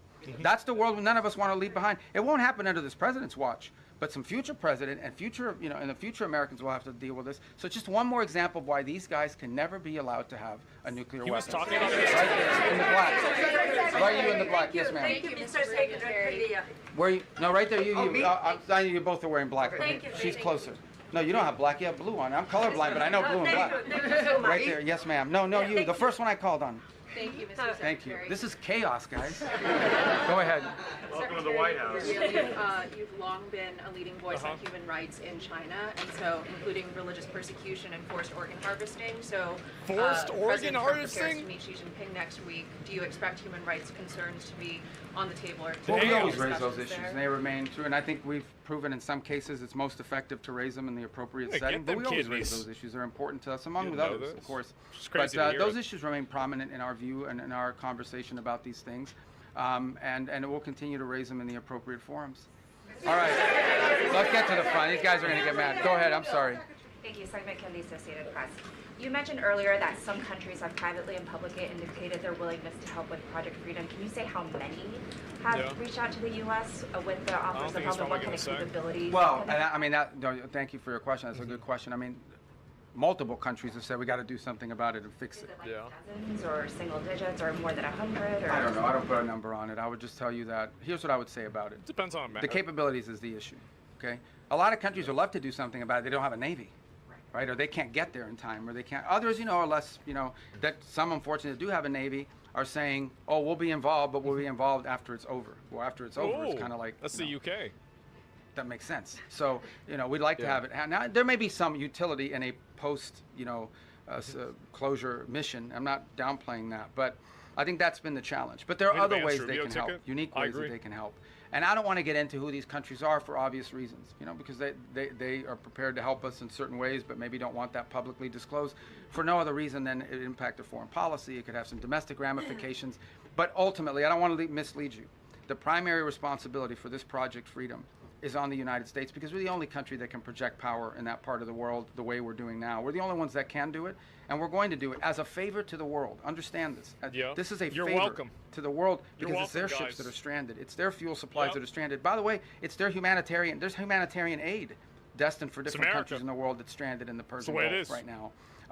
It's the fertilizer that they need for their Thank food you. and crops that's stranded in the Persian. Not our fertilizer, their fertilizer. So we want to be helpful, and that's why the president stepped forward because Say we're the thank only you, ones yeah. that can. Frankly, we're the only ones that can. Mr. Secretary, on the rising oil and gas prices, the president has said that this is a small price to pay for getting rid of a nuclear weapon. But 10 Yeah. weeks in, are we any closer to getting rid of Iran's nuclear material? Yeah, but look, here's the way to think about Iran, and this is what I described at the very beginning of this. What was Iran's plan? You have to understand what their plan was. Their plan was they were going to build this conventional shield where they would have so many thousands of missiles and drones and rockets that they couldn't be attacked. And behind that conventional shield that they were trying to build, they would then break out and do whatever they wanted with their nuclear program. They no longer have that conventional shield. Okay, we told you guys from the very beginning, and we're very consistent in this messaging. The operation that has concluded was going to destroy their navy. They have no navy left. They don't. Not a navy. They have small boats and Boston whalers, but they don't have a navy left. They don't have an air force. I challenge you. When is the last time you read or heard about an Iranian jet flying anywhere? They don't have an air force. Their missile launching capability has been substantially degraded, and their industrial base, their defense industrial base, has been severely damaged. I haven't heard so about their it at all. ability to build a shield behind which they could hide He's their right. nuclear program was wiped out. That's a very substantial achievement, and that was the purpose of this operation from day one. Their nuclear material in order for this war to end. Well, that's one of the topics that needs to be discussed. I don't know about, I think you're linking it. The operation is over. Epic Fury, as the president notified Congress, we're done with that stage of it. Okay, we're now on to this project of freedom. What? As far as a negotiation is concerned, I didn't even know I think that. the president's been clear that part of the negotiation process has to be not just the enrichment, but what happens to this material that's buried deep somewhere that they still have access to if they ever wanted to dig it out. That has to be addressed, and that's being addressed in the negotiation. I'm not going to go further on what progress has been made on that topic because I don't want to endanger the negotiations, but suffice it to say that the president and this entire team is aware of the centrality of that question, and that will have to be addressed one way or the other. Right there. Right there. Yes. Thank you. Secretary, I have another two-part question for you. Okay. First, are you taking part in those negotiations that you just detailed there? And then secondly, President Trump has made it clear that the U.S. doesn't rely on the Strait of Hormuz. So why should Americans even care about Project Freedom and these shipping tankers going through? Well, I think on the second point is the one I want to address first, and that is why should Americans care and why it matters to us? Because ultimately these things have an impact on the global economy, which ultimately has an impact on our economy in the long term. That's number one. Number two, because if we live in a world where a rogue state like this Iranian regime is allowed to claim as a new normal control of our international shipping lane, it will not be long before you see that happen in multiple shipping lanes around the world. I can identify for you six or seven vital shipping lanes around the world that some countries can decide, guess what, if Iran was able to do it, we're going to do it too. We're not going to start charging tolls. Goof clowns. And it'll get closer and closer to us. That's unacceptable. We cannot live in a world, there's a lot of time and energy been invested behind the idea that international waters are free for the free flow of goods. The stuff we make in this country and export has to go through international shipping lanes. And for us to live in a world where a country can decide, now we own the international shipping lane and you have to pay us if you want to use it, that is a normal that we will never be able to accept. And that's what the Iranians are trying to get us to do. So we're doing two things about it, and we haven't talked about the second one enough. The second thing we're doing is we're going to the UN. Everybody loves the UN, right? We're trying to go to the UN, and we're saying, okay, countries of the world, condemn this. Say that it is wrong for you to put mines there. It is wrong for you to shoot at commercial vessels. Guys, that's what we're talking about here. These guys are bombing commercial vessels. They're not bombing naval vessels. They're bombing commercial tankers. It's just outrageous. That needs to stop, and it needs to end. And if it doesn't, then the world should be diplomatically and economically isolating Iran as well. But if we live in a world where global shipping lanes can be taken over by countries, that'll have a direct impact on Americans in the short and the long term, and we can't let it start by Iran doing it. And we're the only ones that can do anything about it. You're right. All right. Right there in the green. Go ahead. Yes. Mr. Secretary, does the president intend to press Beijing on its Taiwan policy when he visits China next week? I'm sure Taiwan will be a topic of conversation. It always is. As you know, we understand the Chinese understand our position on that topic. We understand theirs, and I think both parties, without getting ahead of myself of what will happen in the talks, but I think both countries understand that it is neither one of our interests to see anything destabilize happen in that part of the world. We don't need any destabilizing events to occur with regards to Taiwan or anywhere in the Indo-Pacific. And I think that's to the mutual benefit of both the United States and the Chinese. Secretary, Kara Castanova from Lindsay TV. Thank you for taking my question today. How does the State Department... What happened? Why is everybody giggling? What happened? You guys... Oh. I'm sorry.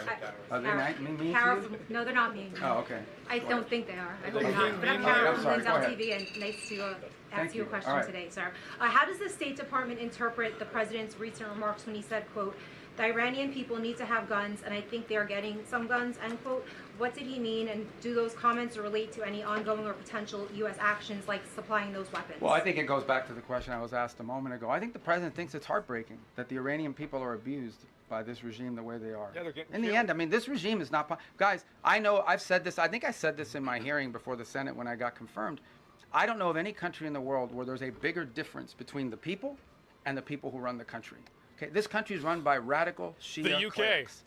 And that's not what Iran and the Iranian people are. Now, they may be Shia, but they're not radicals and they're not clerics, and they just want a normal life and a regular life, and in many ways a very cosmopolitan country with an incredible history and incredible legacy and the like. So there's this huge divide between the people of Iran, whom we sympathize with, and who the president sympathizes with, because they're the ones suffering. Look, the world is a victim of Iran, okay? The world is a victim of Iran because they're terrorists, because of what they're doing now in the Straits. Thank you. But the people of Iran are daily victims of the regime, and the president has deep sympathy for what they're going through. And I think he's just expressing that sympathy and that frustration that they don't have the ability to do more to get rid of this regime that has crushed this country and isolated it from the world, which is a country that shouldn't be isolated from the world because its people are phenomenal. All right. I wish I had like a dice. Go ahead. Yeah. No, right there, because I'm going to Italy. Voy a Italia. Déjame hablar con el señor. Okay. He's Italian. I know him. He used to cover Capitol Hill. You're Italian, right? For many years. For many years. Yeah, Okay. Daniele Compatangelo. Thank you, Mr. Secretary. So I have two short questions for you. Oh, damn, two questions. First, as you head to the Vatican and Italy, how do you view the Pope's global role amid current geopolitical shifts? And what are your objectives in Italy? Is this trip tied to recent remarks by the President suggesting Italy has not been supported as expected? And the second one is about the Hezbollah in Lebanon. On a recent interview on Fox News, you raised some concern about stronger vetting within the Lebanese armed forces. What do you make? Can you elaborate a little bit? Yeah, I've answered the first one about the Vatican. Look, I mean, the Pope is obviously the vicar of Christ, is a Roman Catholic, but he's also the head of a nation state, and it's an organization that has a presence in over 100-something countries around the world. And we engage with the Vatican quite a bit because they're present in many different places. I've already outlined to you two examples. We worked with the Catholic Church on the distribution of humanitarian aid in Cuba. We share with the Catholic Church a concern about the destruction of religious liberty, the persecution of Christian minorities, and also, the challenges that are being faced by Christians in Africa, where the Pope just recently visited. So we have a lot to talk about with them, and I engage with them quite a bit on that front. So the trip is really not tied to anything other than the fact that it would be normal for us to engage with them, and other Secretary of States have done that in the past. On the second point about Lebanon, also a question that was asked earlier. And what was the Italian part? About the expectation that the President... Oh, no, look, I mean, the Italians have been involved for some time in training the police and in training their forces, so we'd love to hear their input on it. And in the way, look, we welcome everybody's help eventually. What has to happen in Lebanon, what everybody wants to see, is that you have a Lebanese government with the capability to go after Hezbollah and take the Hezbollah apart. There shouldn't be a Hezbollah and a government. There should be a government. Everyone should fold underneath it. Yes. And if we do that, then there will be peace between Israel and Lebanon. Exactly. But we have to build the capacity of the Lebanese to do it. And I think Italy could be helpful in that regard. All right. Did I call on you already? You already got a question? In the green? Did I call on you already? No. Okay, all right. Go ahead. You mentioned the UN resolution that Yes. you announced today. Can you talk about what the goal is with that resolution? And there was a similar one last month that was vetoed by China and Russia. You spoke to the Russian foreign minister. Do you have an assurance that Russia will be on board with this now? Well, we don't know. Look, I mean, everyone wouldn't want to see this vetoed again, and then we've made some slight adjustments to the language, but I don't know if it'll avoid a veto or not, but the language isn't very complicated. And I think it's a real test for the UN, right? As something that functions that can solve global problems. Yeah. What is the purpose of the UN? The UN was supposed to be a place where you could peacefully resolve global conflict. Right now, you have a country who is unlawfully, criminally, and illegally taking possession of an international waterway and blowing up commercial vessels and putting mines in the water. I don't know if people appreciate how outrageous this is, how unacceptable it is that any country would fire and try to sink commercial vessels or put mines in the water. Both of these things are illegal. And so we're going to take it to the UN, and we're going to give it another chance to be a forum in which we're not even asking people to commit troops to the region and help blow up the Iranian boats. All we're asking them to do is to condemn it, to call on Iran to stop blowing ships, to remove these mines, and to allow humanitarian relief to come through, because there's humanitarian aid that's trapped. That's it. This is a very modest request.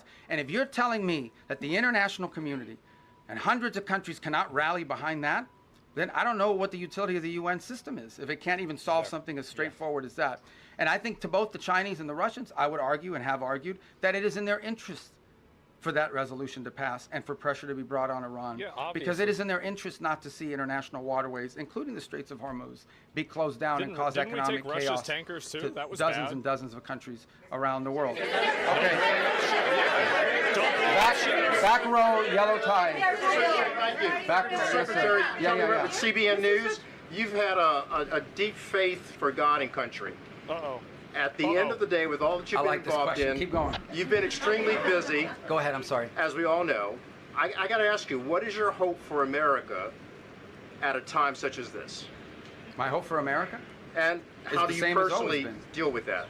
Yeah, look, I mean, my hope for America is what it's always been. I think it's the hope I hope we all share. We want it to continue to be the place where anyone from anywhere can achieve anything, where you're not limited by the circumstances of your birth, by the color of your skin, by your ethnicity, but frankly, it's a place where you are able to overcome challenges and achieve your full potential. I think that should be the goal of every country in the world, frankly, but I think in the U.S., we're not perfect. Our history is not one of perfection, but it's still better than anybody else's history. And ours is a story of perpetual improvement. That's right. Each generation has left the next generation of Americans freer, more prosperous, safer, and that is our goal as well. But it is a unique and exceptional country, and as we come upon this 250-year anniversary, I think we have a lot to learn and be proud of in our history. It is one of perpetual and continuous improvement, where each generation has done its part to bring us closer to fulfilling the vision that the founders of this country had upon its founding. So, thank you. All right. I have time for 2 more questions. All right. Crazy. All right, right there in the pink. No, you right there. That lady. No, the one right next to you in the pink. No, the pink. I'm sorry, but I pointed at her. I need to get a laser pointer and just go. Now you in the pink jacket, the lady right there. Thank you. Thank you very much, Mr. Secretary. I have a question on Iran-China relations. Okay. What's your reaction to Iranian foreign minister visit to China? Also, Beijing instructed its firms to ignore U.S. sanctions. Could you also address that? Well, I'll direct you to Treasury on that front. There are options that we have. If you ignore our sanctions, you're going to face secondary sanctions. And I don't have an announcement for you on that today, but we don't do these things, for symbolic purposes. Yeah. On the first point about the visit, it's fine. I hope the Chinese tell him what he needs to be told, and that is that what you are doing in the Straits is causing you to be globally isolated. You're the bad guy in this. You guys should not be blowing up ships. You should not be putting mines. You should not be trying to hold hostage the global economy. I hope the Chinese bring, whether it's done privately, but I hope it's done directly, that's the message they deliver to them. As I outlined earlier today, China is an export-driven economy. Okay, I'm not here to speak on behalf of what's in the best interest of China, but it's obvious. China is an export-driven economy. That means they depend on other countries to buy from them. Yep. Well, you can't buy from them if you can't ship it there, and you can't buy from them if your economy is being destroyed by what Iran is doing. So it is in China's interest that Iran stop closing the straits. It's harming China as well. The gentleman in the red tie, right there. Yes, I'm sorry, what's your name? Liz Landers with PBS NewsHour. Okay. Another question about the China-Iran relationship. You said at the beginning of your comments at the top that every single financial situation will be targeted. Does that include Chinese banks? Would the president sanction We're going to enforce our sanctions. I don't have an announcement for you. That will have to come from Treasury. But we have sanctions in place. And sanctions don't mean anything unless, you're going to do something about them. So I think that's been clear. I think that, the Treasury will follow up with any specific announcements. Suffice it to say, we're serious about our sanctions. Then a cost needs to be imposed on Iran for what they are doing. Otherwise, if they get away with this, guys, if they get away with pulling this thing off without paying a price for it and backing down, you're going to see multiple places around the world where other countries are going to be tempted to do the same. Like the Houthis. This is unacceptable. Again, I want to reiterate the point. We keep arguing back and forth about the war and the shooting and this and that or the other. These guys are shut down an international waterway. The Straits of Hormuz do not belong to Iran. They don't have a right to shut it down and blow up ships and lay mines. And that's what they've done. That needs to be addressed. Otherwise, and it cannot be normalized. Under no circumstances can we live in a world where we accept, okay, this is normal. You have to coordinate with Iran. You have to pay them a toll in order to go through the Straits of Hormuz. Not only is that unacceptable in the Straits, you're creating a precedent that could be repeated in multiple other places around the world. The whole world should join us in this condemnation, and the whole world should join us in doing something about it, by the way. It shouldn't just be us. We're hoping to get countries, we're going to give them a chance to do something about it at the United Nations. All right, my last question.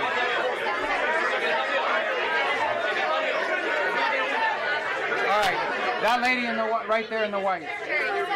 Thank you, Mr. Secretary. Right next. Thank you. Okay, hold on, stop this up. Go ahead. Okay, I'll do 2 more and then I gotta go. See you in the back. Yeah, go ahead. Iran has shown what? Okay. Iran has shown that it's been able to withstand a lot of pressure. And yesterday, President Trump has said that they may run out of oil storage in 2 weeks. Do you believe that that will be the thing that gets them to the table to give up their nuclear ambitions? And if not, what will be that thing? Well, look, they're suffering devastating damage to their economy. You're right, but it's not that they're able to withstand pressure, it's that they don't care that their people are suffering. You understand, right? Yeah. There's a difference between we can withstand pressure and suffer. we actually don't care. Yeah. Now, I think there are people in their system that care more than others. You know, some of the elected people that you see, some of the people you see on television with the suits on, you know, those guys care because they know at the end of the day they have to live in the reality. And then you have an other element of their government, the clerics, the IRGC types, who probably are more immune to that and Those care are less. the bad guys. They're more interested in regime survival at all costs. But ultimately, the pressure points are what they are.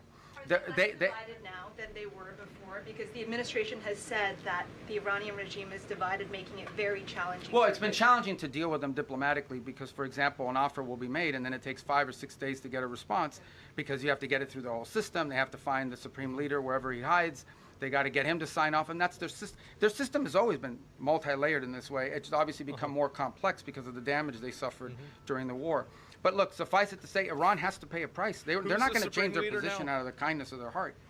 There has to be a pressure point on them that causes them to realize they cannot continue to close the straits, or they face crushing economic consequences, but also, you know, global diplomatic isolation, which they have proven in the past to be susceptible to. But you're right, they have a high pain threshold, but they don't have an unlimited pain threshold. Nobody does. All right, this has to be the last question. That's right. That's right. Secretary, many people want to know, what is your DJ name? My DJ name? Your DJ name. You're not ready for my DJ name. On the war, if the fighting were to resume, because you've said that Operation Epic Fury is over, the president also said that the U.S. would bomb them off the face of the earth if they tried to go after U.S. ships. So if the fighting resumes, are you saying that it would resume under Project Freedom? And I ask, as it relates to the War Powers Act. Yeah, look, the Operation Epic Fury is concluded. We achieved the objectives of that operation. I'm not going to, you know, we're not cheering for an additional situation to occur. We would prefer the path of peace. What the president would prefer is a deal. He would prefer to sit down, work out a memorandum of understanding for future negotiations that touches on all the key topics that have to be addressed, a full opening of the strait so the world can get back to normal. And he preferred that be negotiated through the route that Steve and Jared have been working and that all of us have been supporting. Surely that's the route he prefers. That is so far not the route that Iran has chosen. And so the result has been that the United States has to do something about the fact that we're the only nation on earth that can do anything to open up a lane within the Straits of Hormuz to get product and to rescue these people that are trapped in there. And that's what we're undergoing now. What that may lead to in the future is speculative. I'm not going to speculate about what it would take or what it would do. But look, the message to Iran, these guys are facing, they are facing real catastrophic destruction to their economy, generational destruction to their economy, generational destruction to the wealth of their country, imposed on themselves by the actions that they're taking. They should check themselves before they wreck themselves in the direction that they're going. Does the White House believe that these votes coming up in Congress are a moot point then? Look, guys, I love talking about this topic. It's about the War Powers Act. Yeah. Okay, I love it. I was hoping somebody would ask. All right, hold on. No, boy, you don't let me answer. I got to answer the question. Okay, and I love it. I'll tell you why I love it. Because even as a senator, yourself before I said you wreck something. yourself. The War Powers Act is unconstitutional, 100%. Now, this is not the position of me, not the position of the President of the United States now. This is the position of every single president that has occupied this position since the day that law passed. It's completely unconstitutional. Now, we comply with it in terms of like notification because we want to preserve good relations with Congress, right? And we do that. But even as a senator, I would say that the War Powers Act is 100% unconstitutional. And look, I know some of you, whatever you want to say, but this is not this president's position. That has been the position of every single presidential administration since the day that law passes. An infringement on the president's constitutional powers. We don't acknowledge the law as constitutional. Saying it Nonetheless, we comply with elements of it for purposes of maintaining, you know, good relations with Congress. And we want them to be involved and we want them to be informed. I have gone on Capitol Hill, I don't know, 4 times this year for all senators and all House members and Intel Committee and Gang of 8. We want them to be involved in this. But I want to be clear on the point of the War Powers Act. It's unconstitutional. And every president and every administration has taken that position. All right, guys, I gave you 50 minutes. Thank you. Thank you, guys. Thank you.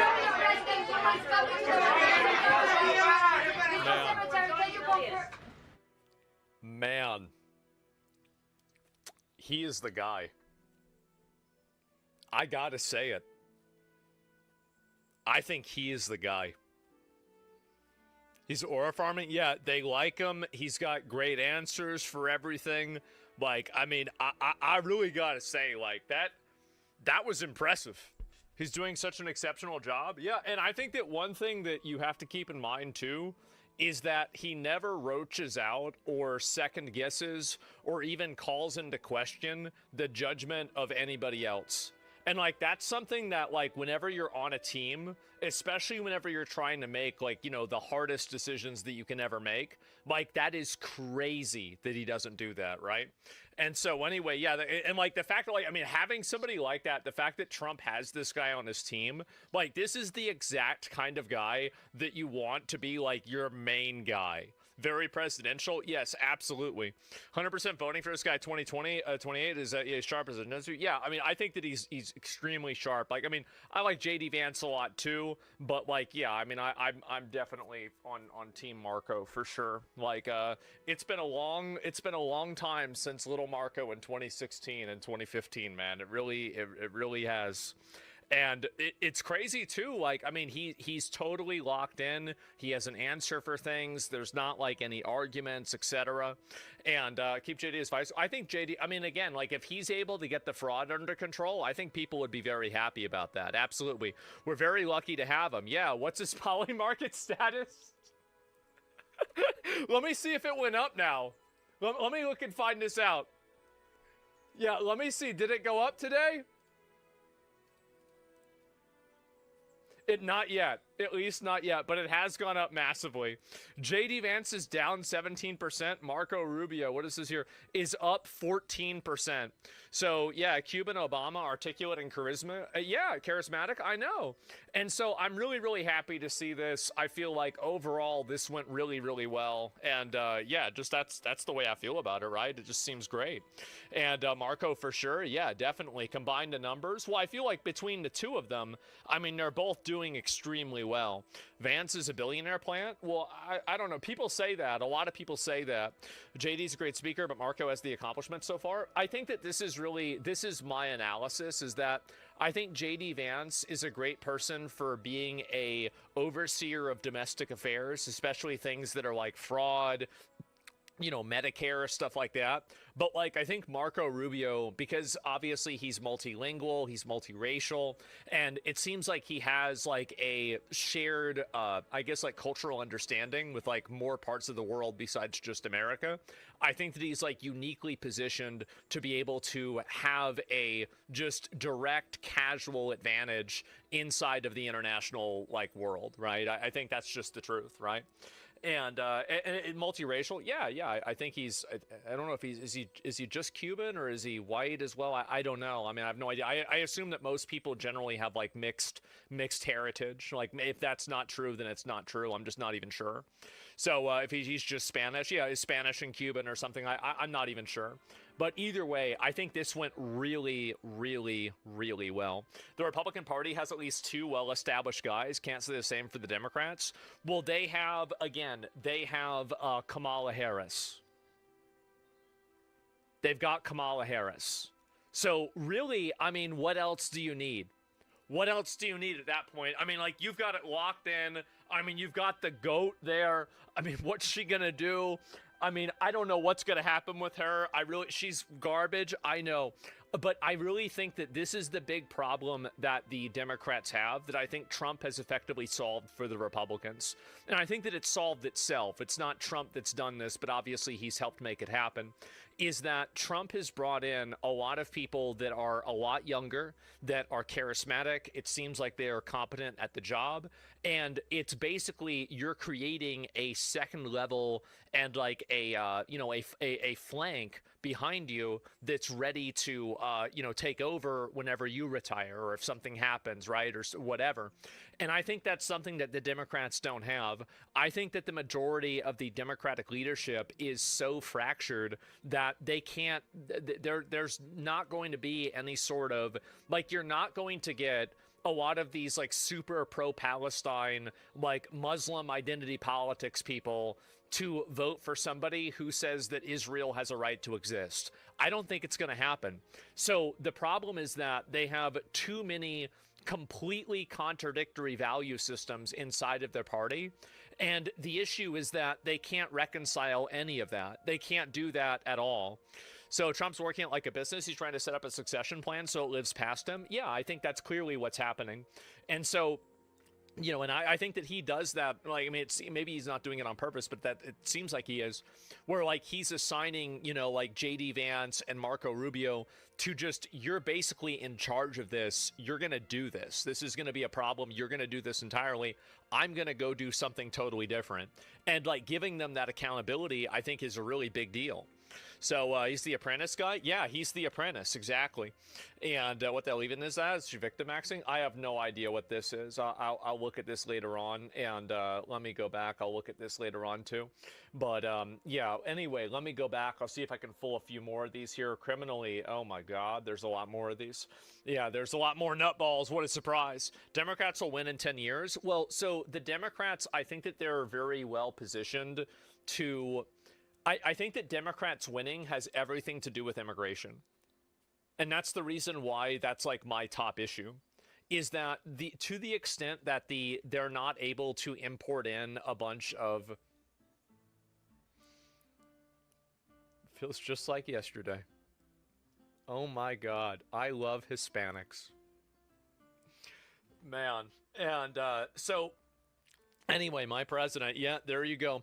Immigration and trans problem. The trans problem, so this is also another big issue, right? So this is where I'm looking at it from, is that if the Democrats can continue to import in large groups of people that will vote on a racial basis rather than a policy basis, the Democrats can probably continue winning. But if they can't import in racial basis, religious, and ethnic basis voters, they're going to continue losing people.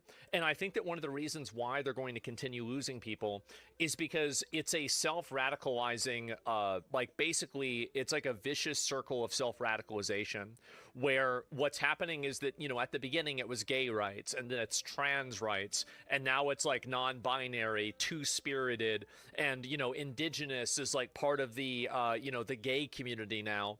And you just... The problem is that so many people are involved with, I think, leftist politics for the perception of being seen as a good person rather than actually doing a good thing. And I think that that's the main problem that they have, is that they have a massive messaging problem because a lot of their messaging is like completely contradictory. It's like 100% like against each other, 100 fucking percent. And so it's a party of outcasts. Well, like the problem is that the different outcasts are fighting for different pieces of the scraps.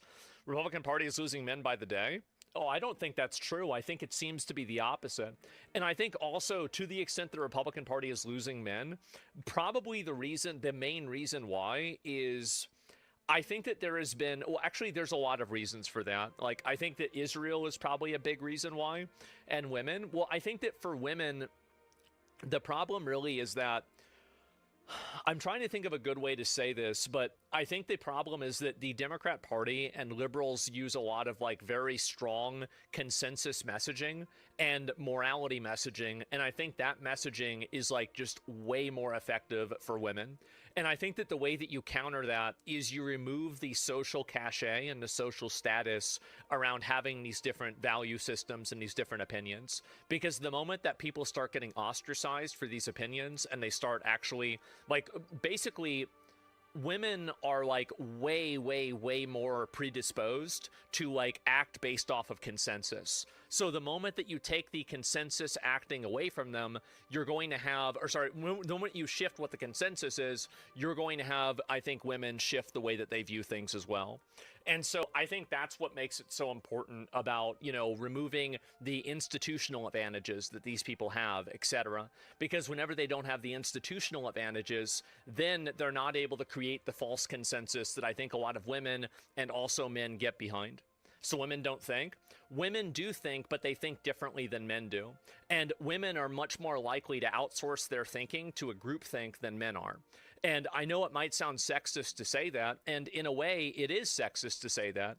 It's sexist, but it's also true. So that's really the way that I see it. That's where I'm at. And women based off emotions, yeah, it's just the truth.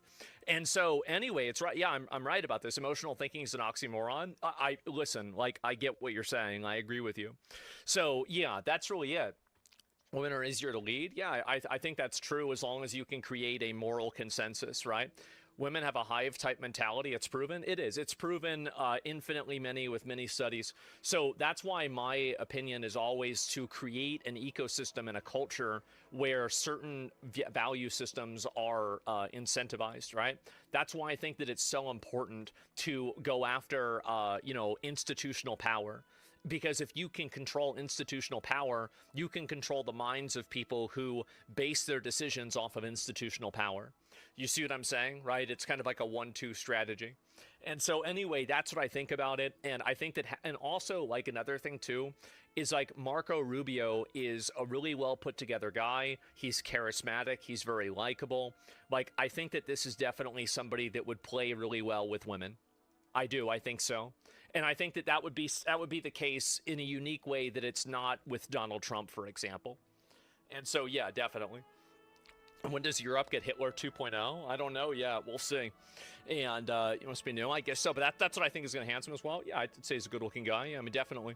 And so anyway, he can always pull the race card. I don't think it really matters a whole lot. And he can't talk with Latinas. Yeah, I mean, he can speak Spanish too. I think that's good, especially because if we're going to do the Don Roe doctrine, where all of America is belong to us. Where, Colombia is the United States, like Venezuela is the United States, Cuba is the United States, everything's the United States, basically.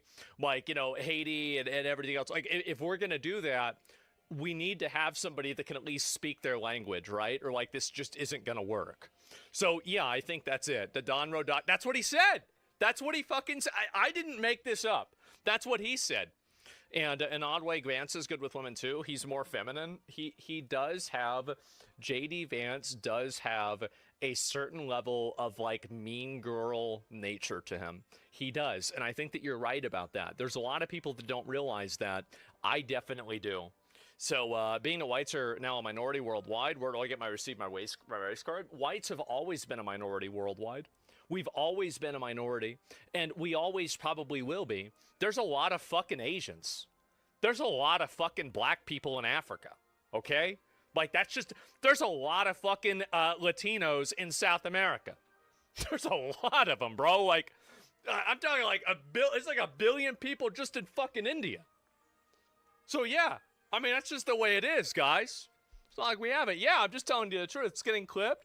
There's a lot of fucking black people, yeah. Am I wrong, though, right? I mean, shit.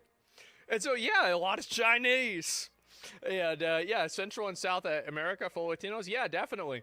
And anyway, there's tons of people, Spanish people in Spain. I've heard about that, right?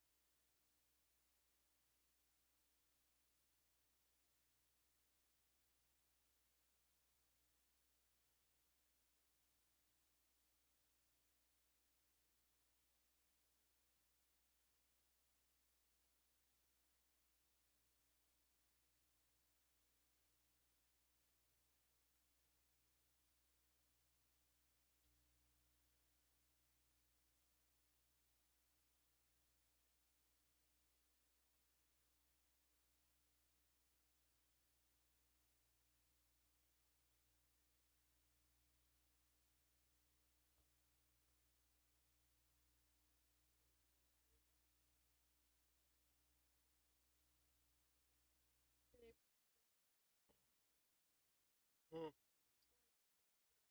Mm. I was starting to pass out. Mm. And then she had to pee. Mm. Yeah. Mm. And then she wore herself out. She kept crying every day. When I was trying to get her settled. I have to get back in there, babe, because she could be feeling the liquor tomorrow. She would break down. Mm.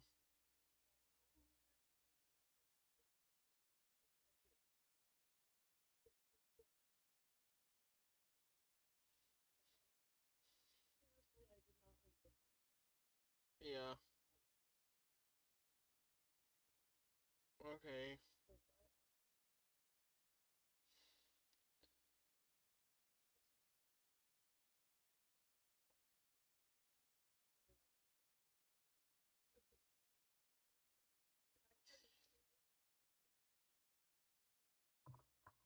Mm. What? Everything, what are you talking about? Yeah, babe.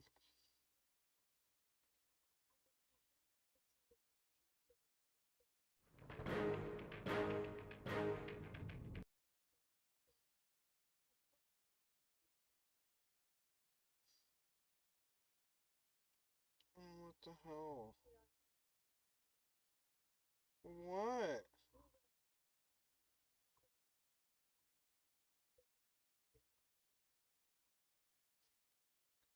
Okay, I mean...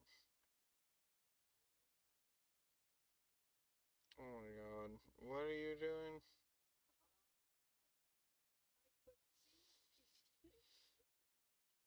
Okay, babe, just relax. I love you.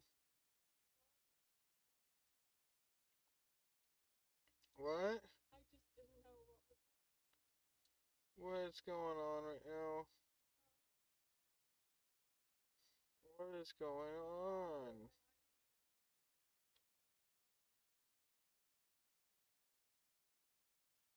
Well, open the door. Can you open the door? So I don't know for sure if I left my small pipe probably on the desk.